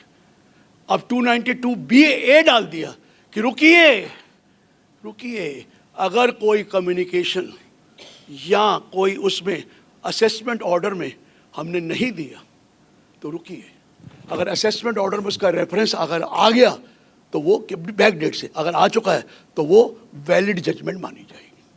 That will be treated as a valid judgement. उन्होंने बैक डेट से कर दिया, तो ये भी काम खत्म हो गया सर. सारे केसेस खत्म. और यहाँ तक ओल्ड एक्ट की चेंजेस मैंने आपको बताई. कुछ ओल्ड एक्ट की कोई और चीज़ पूछनी है तो पूछ सकते हैं, नहीं तो आप इनकम टैक्स एक्ट 2025 के चेंजेस बताऊँ जो रेलेवेंट थी. बाकी छोटी मोटी जजमेंट, वहाँ पेनल्टीज़ वगैरह प्रोसिक्यूशन में, प्रोसिक्यूशन का पीरियड कम कर दिया, 7 ईयर का 2 3 ईयर कर दिया, कुछ पीरियड का 3 का 2 साल कर दिए. वो प्रोसिक्यूशन में अभी भी किए हैं और अगले में भी किए. यस, प्रोसिक्यूशन के और ये भी कहा है अगर प्रोसिक्यूशन है, टैक्स पे ने की है, जहाँ और लिखा है फाइन, तो फिर प्रोसिक्यूशन ना करके उससे वो फाइन ले लेंगे. ये भी क्लैरिटी दी है कि prosecution we should avoid, we will not do the prosecution. ये पुराने में भी लिखा है, नए में भी आना है. इतने नोटिस, इतने सेक्शन हैं उसके पेनल्टीज के, तो सारे सेक्शन वहाँ कोर्ट हुए और सारे सेक्शन यहाँ आए तो यहाँ भी कोर्ट होंगे.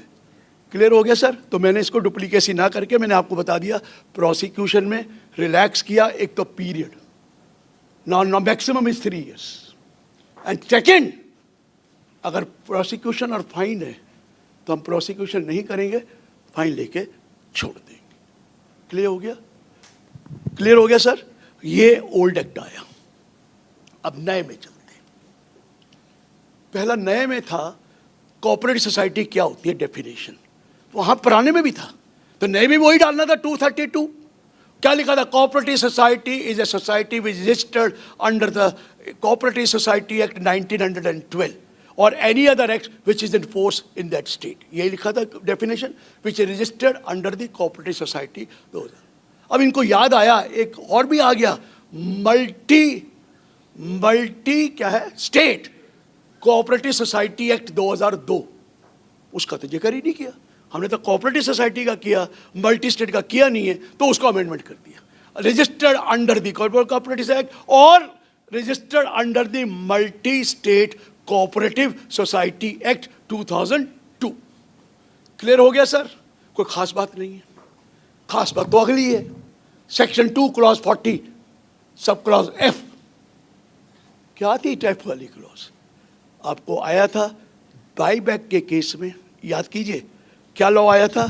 बाई बैक के केस में, in the case of buy back, the entire consideration received by you shall be treated as dividend. आया एफ क्लॉज डाली 240 एफ में, एंटायर के 240 तो नए का है ना, मैं नए की बात कर रहा हूं, पुराने की बात नहीं कर रहा, कि वो क्या माना जाएगा? डिविडेंड माना जाएगा। बड़ी डिमांड थी। चलो, और फिर क्या लिखा था 46A में कि कैपिटल गेन लगना है लेकिन उसकी कंसीडरेशन प्राइस 0 होगी। यही लिखा था 46A में, 46A में सब सेक्शन 2 में लिखा था the consider it will be A capital gain, 46(1) में लिखा है, लेकिन कंसीडरेशन प्राइस विल बी, जब कंसीडरेशन नील हो गई, कंसीडरेशन आप वहां ले गए तो लॉस ही होना है। अगर कंसीडरेशन नील है तो लॉस ही होना, जो भी कॉस्ट है मेरी, और वो लॉस आप कैरी फॉरवर्ड कर सकते हो या सेटअप कर सकते हो। यही लिखा था जी 46A में। हमने बड़ा शोर मचाया था, ये कौन सा तरीका है, क्योंकि क्या 30% टैक्स है, शूड नॉट बी देयर। अब उन्होंने मान लिया। सेक्शन 240F में, अब नए एक्ट की बात कर रहा हूं, पुराने में तो हो नहीं सकता। 240F में एफ क्लॉज को हटा दिया कि आप डिविडेंड इनकम नहीं मानी जाएगी एज वो जो बाई बैक के शेयर में जो कंसिडरेशन मिला, that will not be treated as dividend. Clear हो गया? Now it will not be treated as dividend, next year से it will not be treated as dividend. Okay, very good. तो क्या माना जाएगा? वो 46A 70 सेक्शन बन गया। कौन सा सेक्शन बन गया? 70। और 70 सब सेक्शन 1 में कह दिया कैपिटल गेन होगा कैपिटल गेन। मैं एक इन्वेस्टर हूं, अदर देन प्रमोटर के बारे में बात अलग करता, वो कैपिटल गेन होगा। तो कैसे निकालेंगे कैपिटल? बड़ा सिंपल है, जो पैसा मिला माइनस कॉस्ट, कॉस्ट तो है ना हमारी, minus cost, capital gain. Short term भी हो सकता है, लॉन्ग टर्म भी हो सकता है कि नहीं हो सकता। अगर वो लॉन्ग टर्म है तो कितना टैक्स बढ़ेगा? 12.5, चाहे वो लिस्टेड का हो, चाहे वो क्या कहता हूँ, लिस्टेड कंपनी का हो, चाहे वो अदर हो, 12.5 है। 12.5 है और इंडेक्सेशन है नहीं, 12.5% देना पड़ेगा आपको। 12.5 कहते हैं, बाकी सरचार्ज वगैरह लेकर वो तो 14.95 भी हो सकता है, बट आपको 12.5 देना है। आपके लिए कैपिटल गेन है। कैसे निकला? Consideration price minus the cost. लाइए 12.5 दीजिए। लेकिन अगर वो है शॉर्ट टर्म है 111A वाला, तो लीजिए 20 दीजिए, 20 ही होगा। अगर अनलिस्टेड का है तो लाओ 30 दीजिए, क्योंकि अनलिस्टेड में शॉर्ट टर्म में तो 30 ही है ना sir, am I right? Unlisted short term 30 है, लिस्टेड शॉर्ट टर्म 20 है, और long term capital gain whether listed और अनलिस्टेड 12.5% है। वैसे आज लोग बड़े खुश हुए होंगे, आज तो ट्रम्प जी ने मजा कर दिया आपका, सारे शेयर बढ़ गए। बार बार देख रहे हैं लोग, 60 हो गया, 70 हो गया, 80 हो गया। बात समझ में आ गया मैंने क्या कहा? नजर वही है, और अहमदाबाद की ना नजर ना हो, ये कैसे हो सकता है? आज चेहरे में मुस्कुराहट है। पिछले 10-15 दिन में गोलियां पड़ती थी ट्रंप को, हुआ ना सर?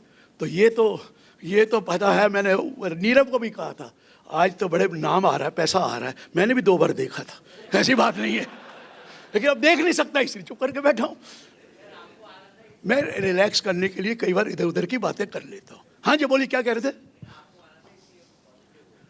मेरे को आना पॉजिटिव नहीं है, जब तक मैं दिल्ली में रहा तो मेरा तो नेगेटिव ही होता रहा, तो मुझे फायदा हुआ आने का, आपको हुआ नहीं हुआ, मुझे तो हुआ। चलिए sir, so what am try, Ahmedabad वाले ही तो पैसे कमाते हैं, हम कहाँ कमाते हैं? हम कहाँ पैसे कमाते हैं? क्योंकि हम तो सारा टैक्स ही दे देते हैं। समझ में आ गया मैंने क्या मारा है? मैंने कुछ बोला नहीं है। आई वुड लाइक टू पे टैक्स एंड एंजॉय लाइफ। मैं आपको बता दूं, दुनिया में वो जमाना चला गया नंबर 2 का। अगर नंबर 2 कमाएंगे, या आप खुद खराब हो जाएंगे या आपके बच्चे बिगड़ जाएंगे। मैं आपको बता दूं, थोड़ा बहुत कमा लो, जितना खा लो, उससे ज़्यादा नहीं कमाना, कोई फ़ायदा नहीं है। मेरे ज़माने में तो 97.5% इनकम टैक्स था। 97.5% इनकम टैक्स, और बचाते थे तो कैपिटल गेन टैक्स देना पड़ता था, गिफ्ट करते थे गिफ्ट टैक्स देना पड़ता था, और मरता था तो स्टेट ड्यूटी टैक्स देना पड़ता था। इतना बुरा हाल था, इनकम से ज्यादा टैक्स बनता था। अब तो कुछ नहीं देना सर, 30 ही तो मैक्सिमम है, और कंपनी के लिए तो 22 ही है, वो 25 कह लो उसको, 30 पे सरचार्ज लगा के कर लो। और फिर जो हमारे गरीब आदमी हैं उनकी तो सबकी इनकम बढ़ गई, 12 लाख हो गई है, सबकी बढ़ गई, कोई भी है, लेकिन जीएसटी टर्नओवर नहीं बढ़ा है। मैं गलत बोल रहा हूं? टर्नओवर वही 40 लाख है या वही 20 लाख है, लेकिन इनकम सबकी 12 हो गई। कितना बढ़िया काम किया, जीडीपी तो बढ़ गई ना, और कुछ बढ़े ना बढ़े, जीडीपी तो बढ़ गई हमारी। हम 3 ट्रिलियन बनाना है अपने आप को, तो यही तरीका है, 12 कर दो। लोग सोचते इस बार 15 हो जाएगा, इतनी जल्दी नहीं होगा, इलेक्शन आने दो, उससे पहले हो जाएगा। So what I am trying to explain, मैं बता के गया, पिछली बार भी बताया था, ट्यूशन क्लासेस, कुकरी क्लासेस, पता नहीं कौन कौन सी क्लासेस, सबका 20 लाख से नीचे है, और लेकिन इनकम 12 लाख। हमारे, मैंने क्या बोला था, हमारी कंट्री में इतनी ब्यूटी नहीं है जितने ब्यूटी पार्लर वाले इनकम दिखाते हैं।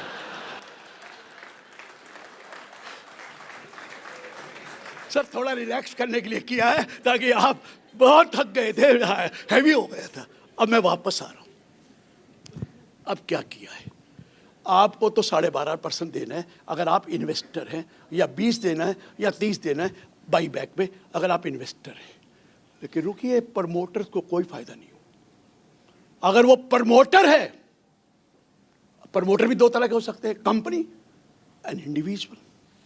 अगर कंपनी प्रमोटर है तो क्या टैक्स रेट है कंपनी का? 22%। कंपनी अगर प्रमोटर है और वो 12.5 दे रहा है तो 9.5% कंपनी को देना पड़ेगा, तो 22 हो गया। समझ में आ रहा मैंने क्या कहा? आपने 12.5 देना है, बाकी कौन है? एडिशनल इनकम टैक्स देना पड़ेगा। कितना? 9.5%। किसको? उस कंपनी को। कंपनी में लॉन्ग टर्म कैपिटल गेन भी दिया और एडिशनल भी दिया। कैपिटल गेन का ही टैक्स है कितना? 9.5, टोटल इज 22। अगर वो शॉर्ट टर्म है तो ऑलरेडी पेड 22% दे दो, 2% दे दो। क्लियर हो गया सर? अगर कंपनी प्रमोटर है, मैं आगे चलूं, अगर कंपनी प्रमोटर नहीं है, इंडिविजुअल प्रमोटर है, कितना टैक्स है? 30। आपने 12.5 दिया, 17.5 दो। आपने 20 दिया, 10 दो। आप अनलिस्टेड का 30 दिया तो वो तो अभी भी 30 है। अब बात को समझ गए मैंने क्या कहा है? The promoters will not be spared. They will have to pay 30% in the form of 12.5% as capital gain plus the balance additional tax as 17.5% और 10% अगर 20 दिया है तो 10% वो उनको एक्स्ट्रा देना पड़ेगा। प्रमोटर की डेफिनेशन दे दी। लिस्टेड कंपनी के प्रमोटर वही है जो सेबी वाले, जो सेबी वाले। अनलिस्टेड के प्रमोटर वो हैं जो कंपनी एक्ट में डिफाइन किया है, या जिनके पास डायरेक्टली और indirectly more than 10% share holding है। डायरेक्टली और इनडायरेक्टली मोर पर्सन हो सकता है, वो रिलेटिव ना हो। भाई कंपनी एक्ट में तो रिलेटिव का लिया हुआ है ना प्रमोटर के अंदर, वो रिलेटिव ना हो, लेकिन शेयर 10% से ज्यादा है तो उनको हम प्रमोटर की कैटेगरी में लाएंगे। अगर 10 से कम है और वो उस डेफिनेशन में नहीं आते कंपनीज एक्ट की, तो फिर हम उसको क्या करेंगे? कुछ नहीं करेंगे। क्लियर हो गया? ये अनलिस्टेड के लिए है। लिस्टेड के लिए तो ऑलरेडी प्रमोटर की डेफिनेशन जो है वो फॉलो करनी पड़ेगी। क्लियर हो गया सर? ये मैंने सेक्शन 69 किया है, 69 नया वाला, क्योंकि अब पुराना कुछ नहीं हो रहा। 69 किया है, और वो मैंने आपको कहा कि ये वाला 240 से हट गया, वो वाला डिविडेंड वाला, और कहाँ पर आ गया? 69 में। और 69 में कह दिया capital gain, normal investor capital gain, promoter capital gain plus the extra amount to bring it to 30%। Clear हो गया सर? इससे इजीली समझ में आता है। जो भी लगेगा 30 लगना चाहिए था, आपने 20 दिया तो 10 दे दो, 12.5 दिया तो 17.5 दे दो, अगर 30 दिया तो हम कुछ कह ही नहीं। ये प्रमोटर्स के लिए हुआ सर।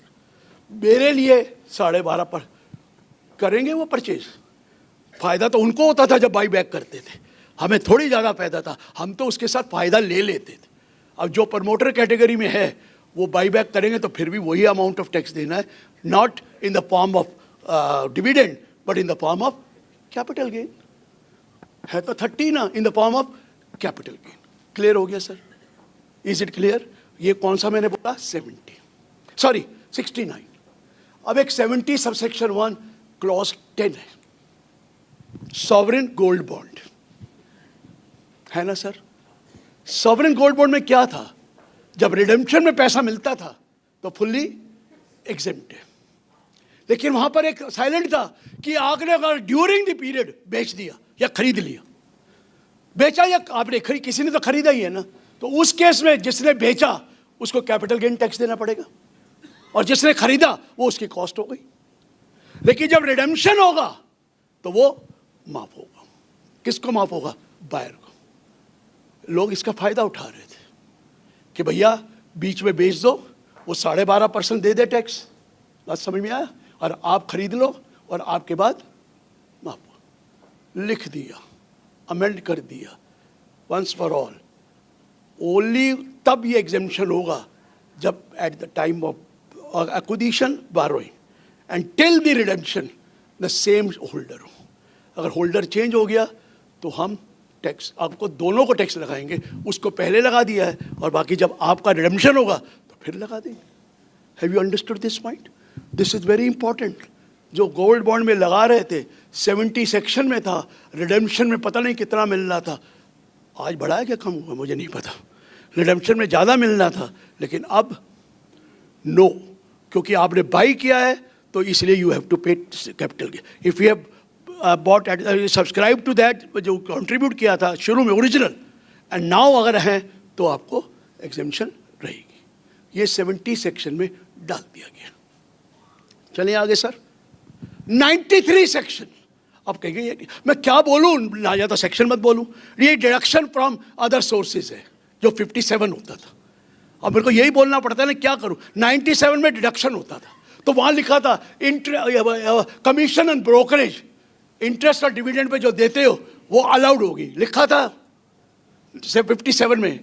ब्रोकरेज इंटरेस्ट ही कह रहा, ब्रोकरेज ऑन इंटरेस्ट, वो जो money borrowed, interest on securities, brokerage on interest on securities और कमीशन, और ब्रोकरेज और कमीशन ऑन, वो क्या था? खर्चा अलाउड था, नहीं मिलेगा।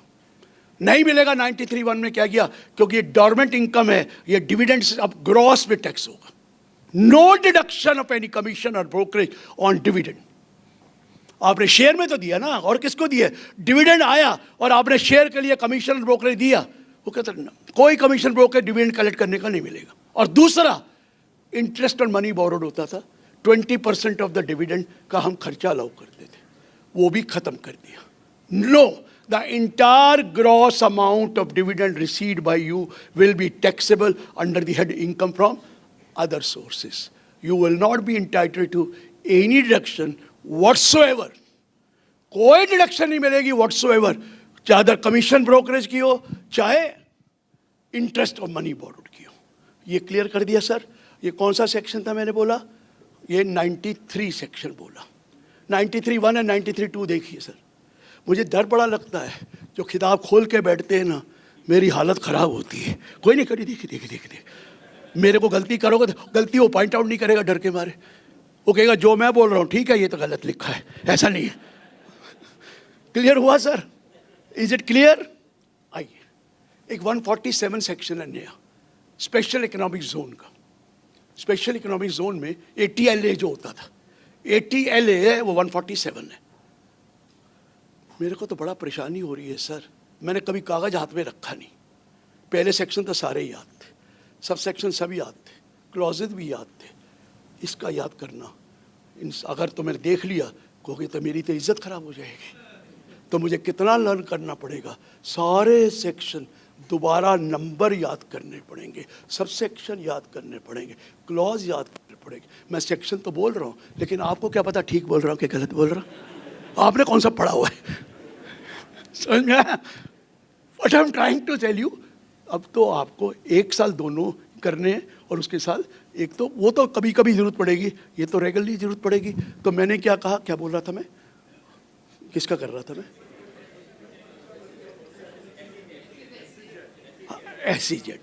SEZ में शेड्यूल बैंक होते हैं, ऑफशोर बैंकिंग होते हैं, या foreign bank in India incorporated होते हैं, या unit of special economic zone होता है। इसके लिए पहले डिडक्शन थी, डिडक्शन थी 10 ईयर्स, कंसेक्यूटिव 10 ईयर्स, और लेकिन स्पेशल इकोनॉमिक जोन के लिए थी 10 years out of the 15 years, जहाँ से आप स्टार्ट करें for 10 years, but consecutive 10 years out of the 15 year. आप 1 साल के बाद करेंगे तो वो आ जाएगा 10 साल, और 5 साल के बाद करेंगे तो 10 साल वो ले लीजिए। ये था लो, इस 10 को 20 कर दिया, और वो भी 10 को 20 कर दिया कि 10 ईयर्स को 20 ईयर्स तक माफ होगा, डिडक्शन होगा, 20 ईयर तक डिडक्शन होगा, और वो 20 ईयर आउट ऑफ 25 ईयर्स।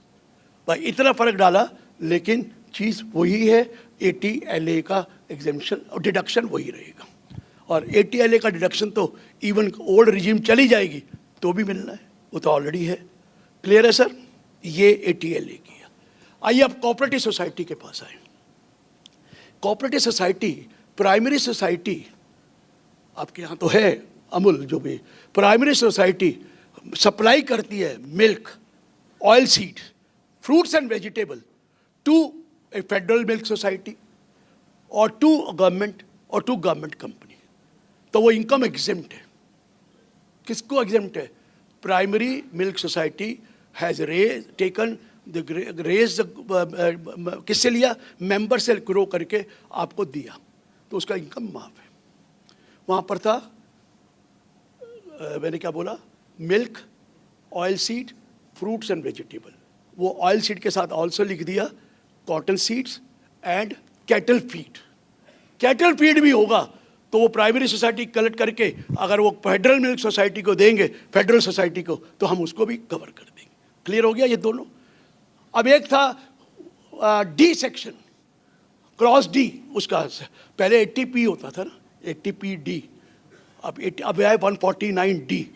उसमें लिखा था income derived from investment in other cooperative society by way of interest और by way of dividend. Language में थोड़ा चेंज था, लैंग्वेज को बदल में करके लैंग्वेज को सिंप्लीफाई कर दिया, whole of the income will be. वो तो इंटर कोऑपरेटिव इन्वेस्टमेंट है, एक कोऑपरेटिव दूसरी कोऑपरेटिव में इन्वेस्टमेंट कर रही है और उसको क्या मिल रहा है? इंटरेस्ट या डिविडेंड। क्लियर? अब एक नई चीज़ डाली है 150 सेक्शन में। 150 में इंटरप्रिटेशन थी, वो 149(6) में ले गए। अगर आप फेडरल सोसाइटी हैं, क्या है? फेडरल सोसाइटी, आपने इन्वेस्टमेंट कर रखी है, total investment up to 31 January 2026, budget तो अब आया ना 2000, उस इन्वेस्टमेंट में अगर आपको डिविडेंड आता है, अगर वो dividend before the due date distribute कर देंगे मेंबर्स को, तो जैसे ATM था ना कि उसमें टैक्स नहीं लगेगा, ऐसे ही ATM यहां पर आ गया है। क्लियर हुआ सर? क्या किया? 31 जनवरी 2026 में मेरे पास क्या है?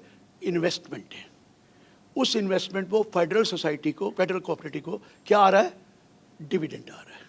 वो डिविडेंड मेरे हाथ में out from other company, not for the same, not from one cooperative to another, outside में मैंने कंपनियों में इन्वेस्ट कर रखा है, तो उसने कंपनियों में इन्वेस्ट कर रखा है। डिविडेंड आया किस इन्वेस्टमेंट पे? जो 31 जनवरी 2026 की इन्वेस्टमेंट है, आया। हम उसको अगर डिस्ट्रीब्यूट कर दें ड्यू डेट तक अपने मेंबर्स को, तो फिर उसके ऊपर टैक्स नहीं लगेगा, मेंबर को लगेगा, आपको नहीं लगेगा। और ये 3 साल के लिए दिया है आपको ये अमाउंट, तो ये है 150 सेक्शन। क्लियर हो सर? 150 सेक्शन समझ में आ गया? कोई दिक्कत तो नहीं है? अब आइए 195। ये 195 वही है जो 115 BBE होता था। समझ में आया? BBE आपको मैंने बताया BBE क्या होता था? 68, 69, 69A, 69B, 69C, 69D कि अगर इनकम एस्केप है तो आपको, अगर you reflect in the return of income, तो आपको 60% टैक्स लगता है, 25% सरचार्ज लगता है, एम आई राइट? और 4% वो लगता है 78%। अगर वो डिटेक्टेड बाय द एओ है तब भी यही लगता है, लेकिन उसके अंदर 271 डबल AC 270 उसमें आपको 10% पेनल्टी लगती है, जो 6% हो गई। तो कितना टैक्स देना पड़ता है? 84। अगर एओ डिडक्ट करेगा, अगर आप खुद दिखा देंगे लेकिन आपने उसका सोर्स नहीं बताया तो कितना लगेगा? 78%। बहुत दिनों से शोर है, और ये शोर तो मैंने ही मचाया था क्योंकि ये लगाया गया था डीमोनेटाइजेशन का टाइम पे, और मुझे जेटली जी ने कहा था 2 साल रुक जाओ, इसको हम कम कर देंगे। पहले कितना था? 30% था, लेकिन पेनल्टी लगती थी 100%। M I right? अब जब गए थे ईद बनाने, रोजे गले पड़ गए। सुनिए क्या है, 60 को 30 कर दिया, 60 को 30 कर दिया है। बड़ा अच्छा किया, बड़े खुश हो गए हम 30 कर दिया, लेकिन इसको मिस रिपोर्टिंग मान लिया। अगर एओ ने निकाला तो क्या मान लिया? Miss reporting. AO has detected that, आपने नहीं दिया, एओ ने डिटेक्ट किया, तो इसको क्या कहेंगे? Miss reporting. जो 279 में था वो अब 439.13 में है, तो वो क्या कहेंगे? ये मिस रिपोर्टिंग है, लाओ 200% पेनल्टी दो। कितनी? 300 प्लस 200 900 90% हो गई। गए थे ईद बनाने, रोजे गले पड़ गए भाई।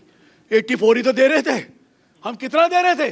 84 दे रहे थे मैक्सिमम। अगर एओ निकाले, मैं निकालूं तो 78 दे रहे थे। वो कहता ना ना ना, आप उसको क्या करेंगे? उसको यहाँ से 30 कर देते हैं। बड़े खुश हुए लोग, बहुत कहा ओ 30 हो गया 60 का। अबे सुन तो लो, वो 60 का 30 हो गया, अगर वो मिस रिपोर्टिंग है तो वो 60% टैक्स भी तो लग, पेनल्टी भी तो लग गई। ठीक है, और सुनिए, जो 30 है उसका सरचार्ज अभी भी 25 है। 25 है वो सरचार्ज, अभी भी 25 है। तो 30 प्लस 25 37 प्लस 4% 39% दे रहे हैं वहां। 39 और प्लस 2 60 99 हो गया भाई साहब। देखा आपने क्या कहा है? वो 30% जो टैक्स रहा वो 102 से 106 वही वाली है जो 68 69 वगैरह, उस पर अब कितना लगेगा? अब आपको 60 नहीं देना सर, बहुत अच्छा 30 दो, लेकिन अब वो मिस रिपोर्टिंग में चला गया। कितना दो? 200 दो, 200 दो, और ये 30 पे 39 दो। बात समझ में आ गया? अब सुनिए, अब 440 सेक्शन में कह दिया कि चलो अगर ये 68 वाला नहीं है तो 100% दे रहे हो ना 100%, जो 270AA में भी डाला है कि 100% दो, 200 के बदले ले लो। इसमें ही लिखा 100% दो, 200 के बदले ले लो। लेकिन अगर ये 68 वाला है तो 120% दो। जाओ, 120% कितना हुआ? 36% देना पड़ेगा ना।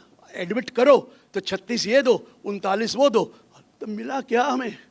आप मेरी बात को समझ रहे? 440 में आप सरेंडर कर सकते हैं, इम्यूनिटी ले सकते हैं।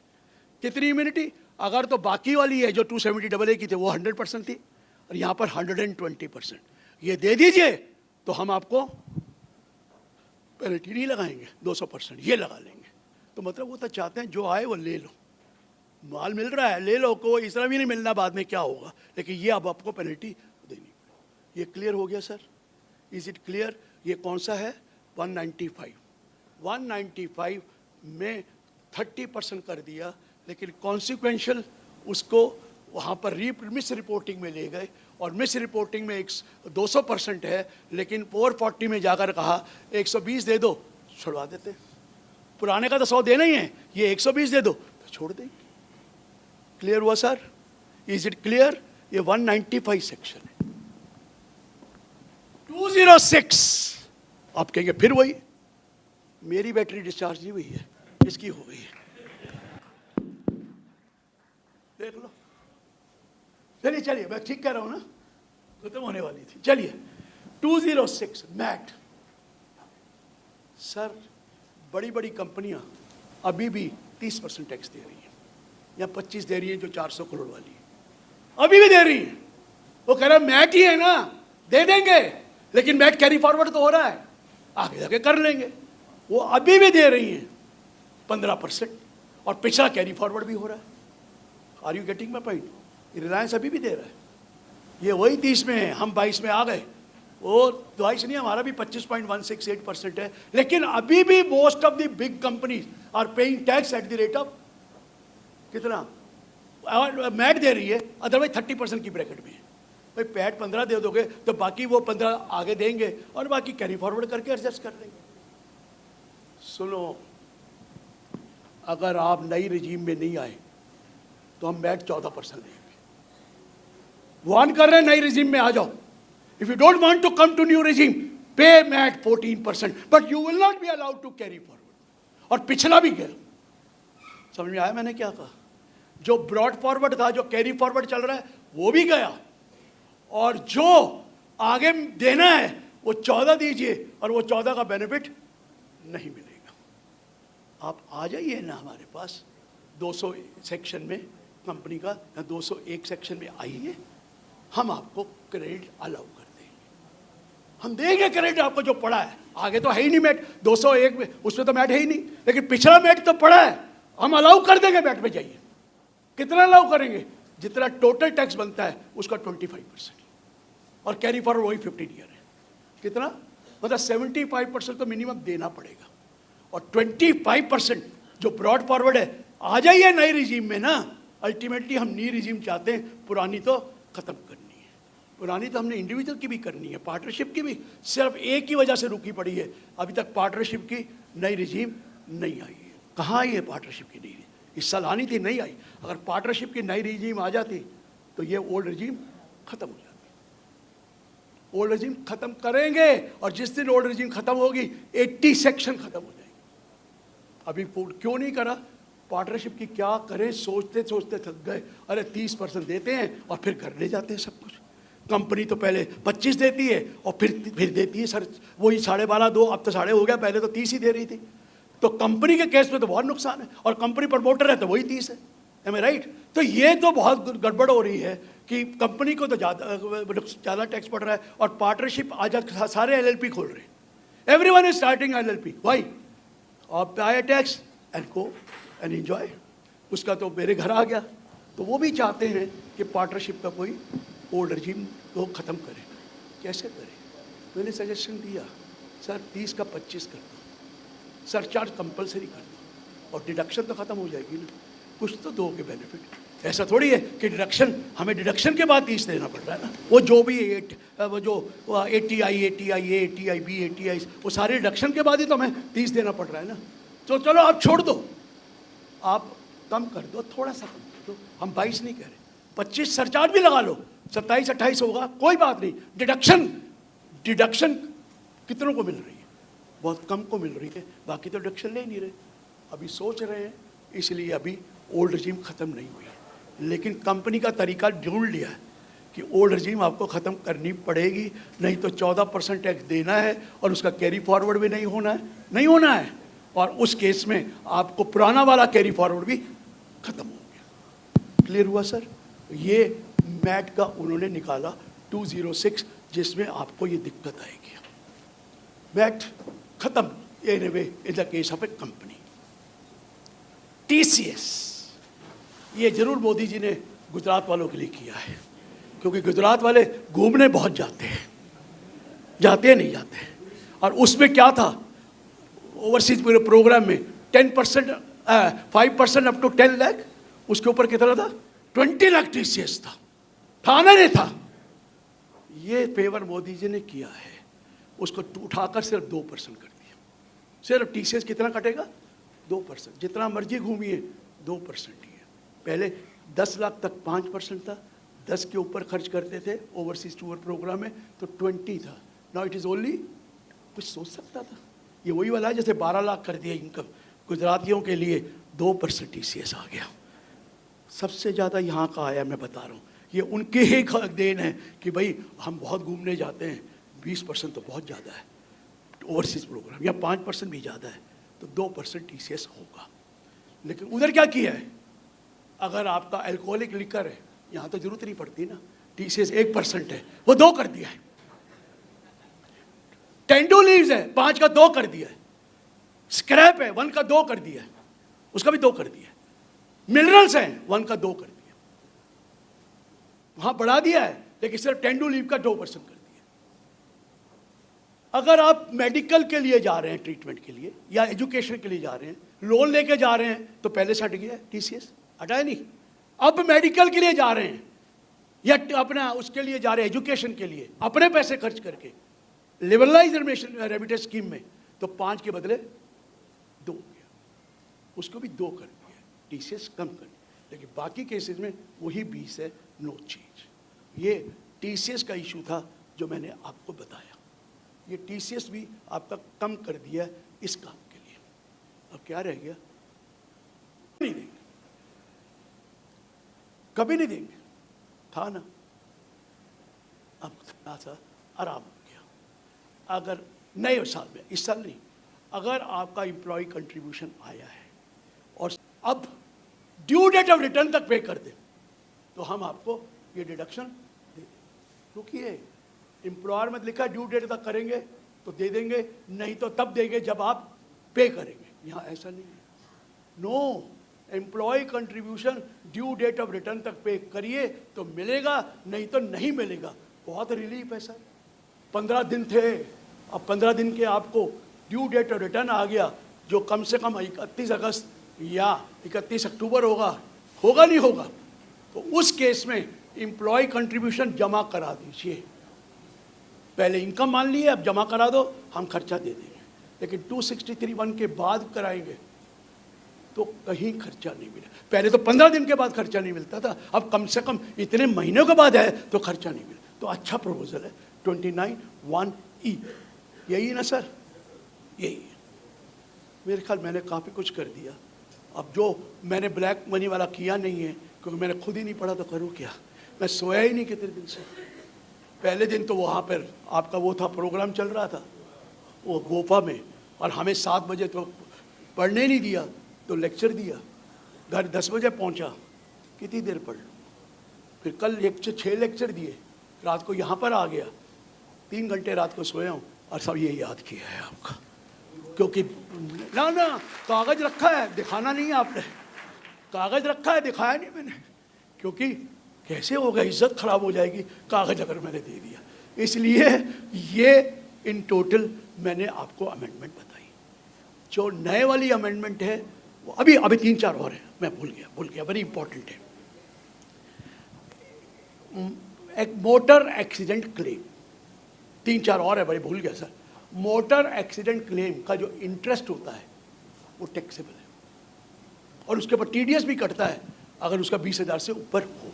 मोटर एक्सीडेंट क्लेम, कई लोग फेवर में थे, कई अगेंस्ट थे कि ये क्या हुआ, पहले ही मरा हुआ आदमी है और इंटरेस्ट मिल भी गया और उसके ऊपर टैक्स लगा रहे हो।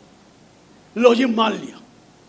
Interest on motor accident claim अगर इंडिविजुअल को मिला है या उसके लीगल एयर को मिला है तो वो एग्जेम्प्ट हो जाएगा। वो क्या होगा? एग्जेम्प्ट होगा। जब एग्जेम्प्ट ही हो गया तो फिर टीडीएस किस बात का? लेकिन अदर देन इंडिविजुअल को मिला है, लीगल एयर को मिला है, तो वही रूल रहेगा, टैक्सेबल होगा और टीडीएस भी कटेगा। ये क्लियर हो गया सर? मोटर एक्सीडेंट क्लेम तो माफ है, interest for delayed payment of motor accident claim, interest पहले टैक्सेबल था। वो कहता मरा हुआ तो आदमी है बेचारा, उसके पे भी टैक्स लगा रहे हो, तो इंटरेस्ट को माफ कर दिया और टीडीएस भी हटा, only for individual and the legal air of the individual. चलिए सर, आपको फॉरेन वाले से, नॉन रेजिडेंट से प्रॉपर्टी खरीदनी तो आपको टैन नंबर लेना पड़ता है, लेना ही पड़ेगा, चाहे आप टैन है तो बात अलग है, कईयों के पास टैन थोड़ी है, तो वो टैन नंबर लेना पड़ता है, उसके बगैर आप पैसा टीडीएस जमा करा सकते हैं। ये तो बड़ा काम खराब है। उन्होंने कहा रुको 1/10/2026 के बाद आपको टैन लेने की जरूरत नहीं है, पैन बेस पे ही जमा करा देना, जैसे रेजिडेंट का कराते हैं। रेट नहीं कम हुआ, रेट वही है, लेकिन अब आप 1/10/26 के बाद टैन लेने की जरूरत नहीं है, सीधा पैन बेस जमा करा दीजिए और आपको हम अलाउ कर दें। क्लियर हुआ सर? अब 15G और 15H हर कंपनी मांगती है, लिखती है, हम लोग तो हैं, हमें तो फर्क नहीं पड़ता, हम तो उसका जवाब नहीं देते क्योंकि हमारे पे तो टैक्स लगता ही है। लेकिन कुछ लोग ऐसे छोटे हैं जिनका उनका टैक्स नहीं है इतना, और वो डिविडेंड आ रहा है, तो डिविडेंड वाले पूछते हैं कि आपने अगर टीडीएस कटेगा, नहीं तो 15G 15H सबमिट कीजिए, जैसे बैंक मांगता है। मैं बैंक नहीं कह रहा यहाँ पर इसके, या इंटरेस्ट एंड सिक्योरिटीज़ पे आ रहा है, वो भी कहते हैं 15G 15H सबमिट कीजिए, या म्यूचुअल फंड से आ रहा है, वो भी कहते हैं 15G 15H सबमिट कीजिए, नहीं तो आपका टीडीएस कटेगा। वो तो सबको पता है। अब 15G 15H हमें पहले हर आदमी को बेचना पड़ता है। अगर 20 जगह पे है तो 20 वालों को देंगे, म्यूचुअल फंड में है तो म्यूचुअल फंड को देंगे कि मेरा ना काटिए। मैंने कहा रुको, 1/4/2027 के बाद आपको ये जो है ना इंफॉर्मेशन 15G 15H डिपॉजिटरी को दे दो, वो अपने आप भेजेगा। अब एक ही जगह दे दो, depository will in turn quarterly send the details to whom? To the various companies और म्यूचुअल फंड। आसान हो गया, लेकिन वो तो बहुत गरीब छोटे आदमियों का है, लेकिन हुआ डिपॉजिटरी को दे दिए। कब से?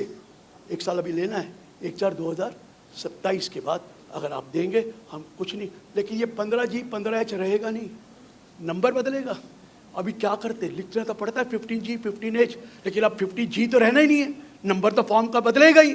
तो इसलिए अब क्या लिखते, नया फॉर्म अभी आया नहीं, तो पुराने के बारे में समझ तो आए कि ये 15G 15H वाला जो केस है वो ये होगा। उस वक्त जब देना पड़ेगा तो हो सकता है 15G नहीं हो, 24 हो, 25 हो, मुझे क्या पता। क्लियर है? अब लोअर रेट का सर्टिफिकेट मांगते हैं या नील रेट का सर्टिफिकेट मांगते हैं, TDS और TCS का मांगते हैं ना, फॉर्म 13 भरते हैं। ये फिजिकल है, आपको भरना पड़ता है और फिजिकल है।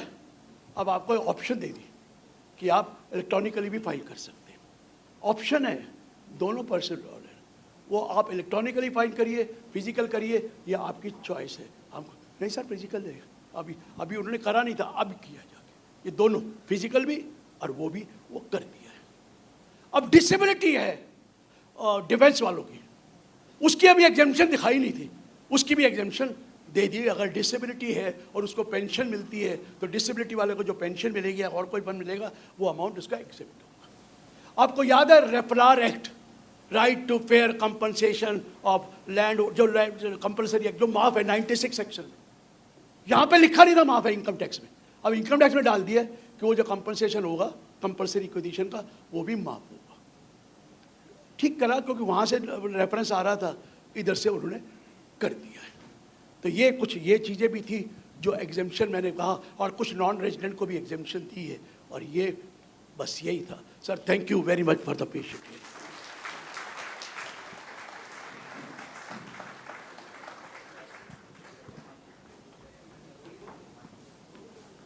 Requesting all, sir has given so much time to, so please sit for 5 minutes at least.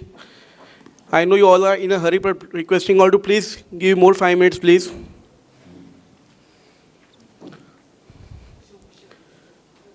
If anyone have any question, yes, please. Second row. With unregistered हो जाए, मैंने रजिस्टर्ड विद रजिस्टर हो जाए, NPO में बोला, तो उस case में एग्जिट टैक्स नहीं लगेगा।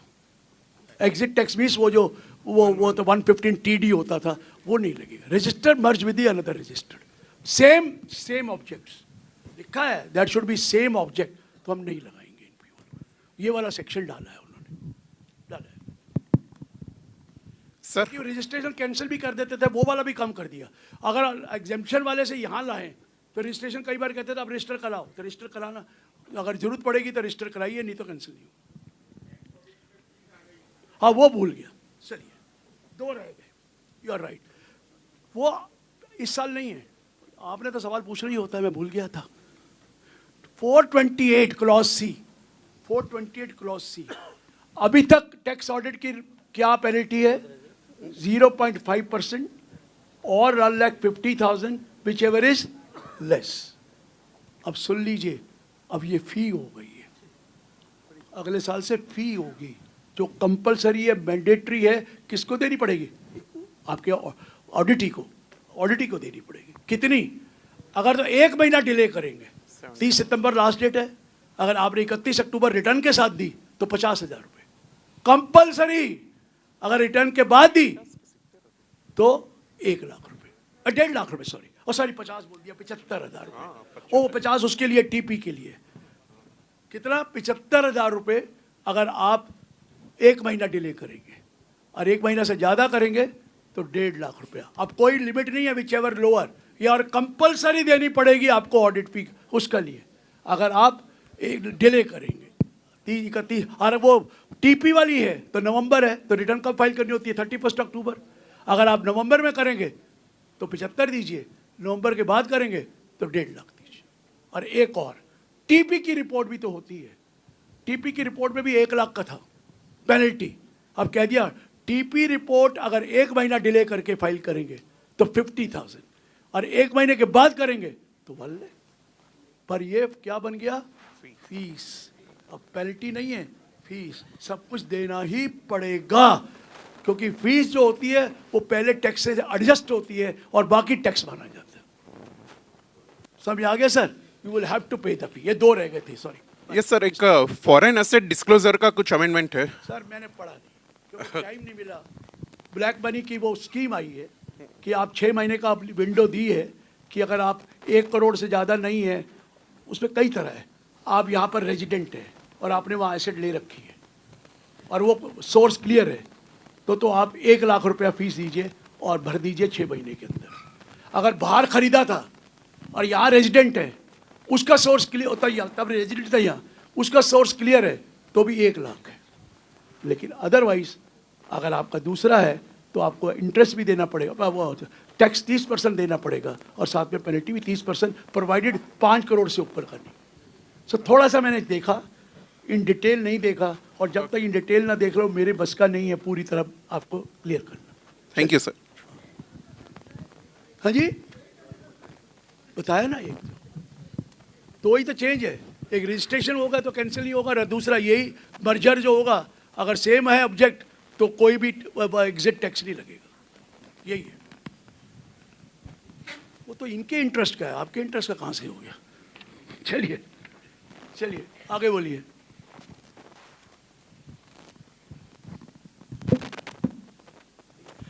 सर इस बार जो बहुत सारे अमेंडमेंट है ना, उसमें 1 मार्च 2026 लिखा हुआ है, उसका क्या लॉजिक? थोड़ा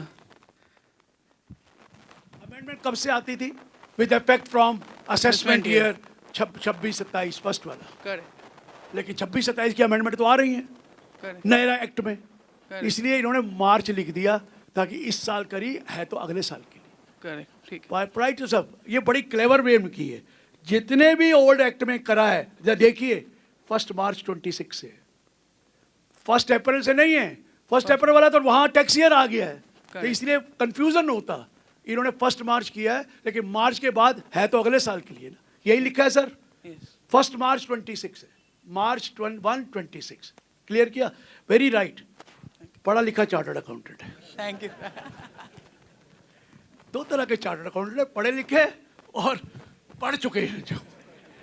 चलिए चलो, बिल्कुल ठीक है, ये बात आपने बहुत अच्छी तरह नोट की है, क्लियर है।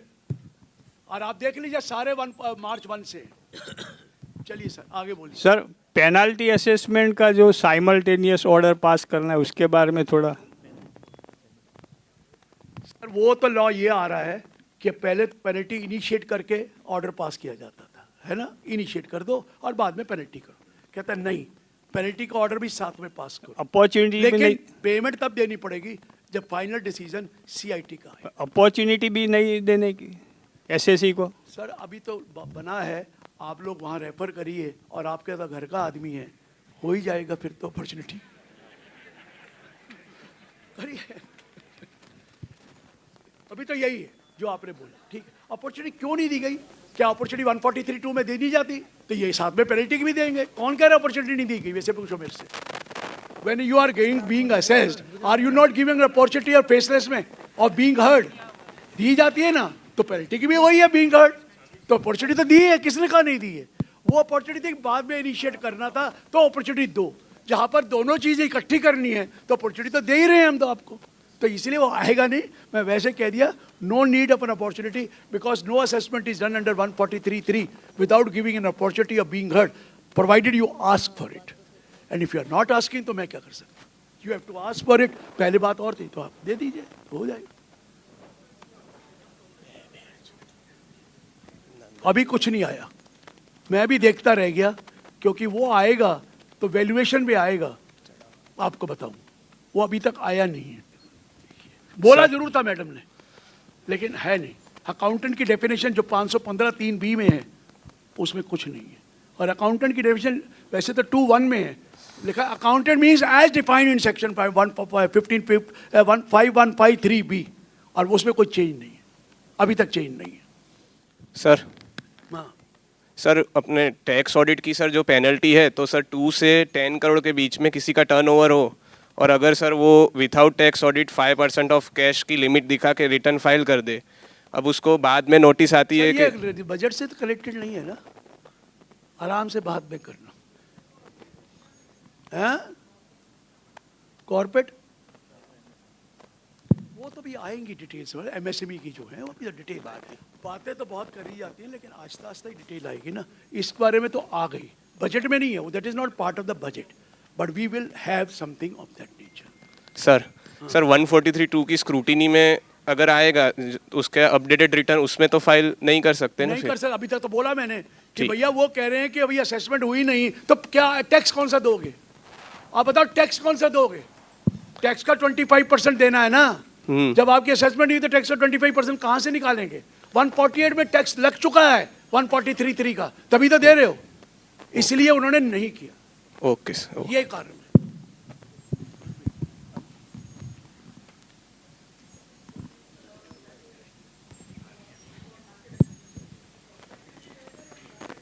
किसका जी? सर लिखा है ओनली, और ओनली का मतलब है चाहे आपने बाहर से खरीदे हो आपको एग्जेम्पशन नहीं मिलेगा। नो कोई ग्रैंडफादरिंग नहीं है, देयर इज नो ग्रैंडफादरिंग कि भैया जो ऑलरेडी खरीद लिए वो आप माफ हैं, आगे से नहीं होगा जी, नहीं। There is absolutely no grandfathering, you will have to pay the tax if you bought it. When you redeem करोगे उसमें 12.5% देना पड़ेगा। ग्रैंडफादरिंग करी नहीं है उन्होंने, डिमांड करी है शायद। देखिए पोस्ट बजट मेमोरेंडम तो जाता है, इंस्टीट्यूट भी भेजेगा, क्यों जी? जब पोस्ट बजट मेमोरेंडम भेजेगा, आपका रिप्रेजेंटेटिव बैठा है, और क्या पता, आप समझिए मैंने क्या कहा, क्या पता, भगवान करे तो हो जाए। चलिए हेलो। हाँ 10% कर दिया और बहुत फायदा कर दिया। वो 10% वो था, ये 10% होगा टैक्स है, पर वो अभी कहाँ इधर, वो तो आएगा ना, एक्ट में थोड़ी आएगा, वो भी तो सर्कुलर वो उसका है, तो it will come, they have promised, but it does not mean जो 20% का है एक्ट में लिखा था ही 20%, वो तो सर्कुलर से आया था। आपका 10% करेंगे, let us see when it comes, we will cross the bridge when it comes. अभी कुछ आया नहीं है, ठीक कह रहे। हेलो सर अगर किसी कंपनी को अभी 80IA मिल रहा है, अभी उसके 4 साल बाकी है 80IA के, अब अगर वो न्यू में स्विच कर, जो मेट का प्रोविज़न है उसमें बोल दिया कि अब से मेट फाइनल टैक्स है, अगर वो कंपनी 4 साल बाद मेट से न्यू में स्विच करे, भी चला गया कैरी फॉरवर्ड, और आगे से 4 साल 14% देना ही पड़ेगा, सब चला जाएगा, मतलब कैरी देना फॉरवर्ड। ही पड़ेगा 14% अगर कंपनी है। यस सर, कंपनी है। हाँ तो वही AMT की बात नहीं कर रहा, company. Yes sir, company. Yes, they will have to give all those 4 year 14%, और पिछला जो कैरी फॉरवर्ड खत्म, they don't want to continue with the MAT, but because of certain vested interest of certain person, they have said kindly shift to new regime, we will give you the benefit to the extent of 25% the tax payable. Yes sir, and in the same way the tax holiday given to sales companies, हाँ जी, tax holiday जो था जिसमें 0% वाली बात हुई थी, मतलब उसमें 14% कंपल्सरी हो गया। अब टैक्स हॉलिडे में क्या था सर? जो सेल्स की कंपनीज थी जिसके कुछ बेनिफिट्स थे जो न्यू रिजीम में नहीं मिल रहे सर? हैं। टैक्स हॉलिडे तो सबसे खत्म करके तभी तो ओल्ड रिजीम का न्यू रिजीम लाए हैं ना। तो Yes, वो sir. लोग जो कह रहा है टैक्स हॉलिडे लेना है, उसको बेनिफिशियल है तो चला जाए। बेनिफिशियल में तो यही है ना कि मिनिमम 15 तो देगा, पहले Yes, 15 sir. दे रहा था और बाकी कैरी फॉरवर्ड कर रहा था। Yes, और जब प्रॉफिट होगा तो 15 तो देना ही पड़ेगा, बाकी क्रेडिट ले लो, यही था ना। Yes, sir. वो अभी भी है, लेकिन अब बंद कर दिया। न्यू रिजीम में जाइए और क्रेडिट ले लो, ओल्ड रिजीम का क्रेडिट नहीं मिलेगा। Okay, thank you sir.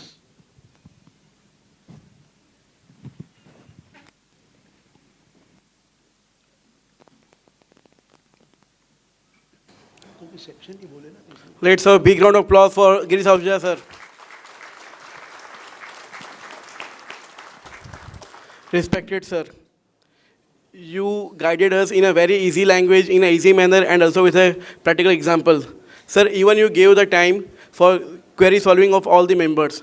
Sir, Ahmedabad branch is always honored to welcome you at the branch, and it's your kindness that you give us your appointment on the second day of the budget and having a busy schedule of 6 lectures in a day.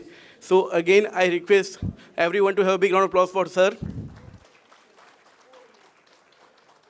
Also, I thank respected CCM from Ahmedabad, C. Purushottam Khandelwal sir, and all the committee members on the dais and off the dais. Thank you all the members for attending the session.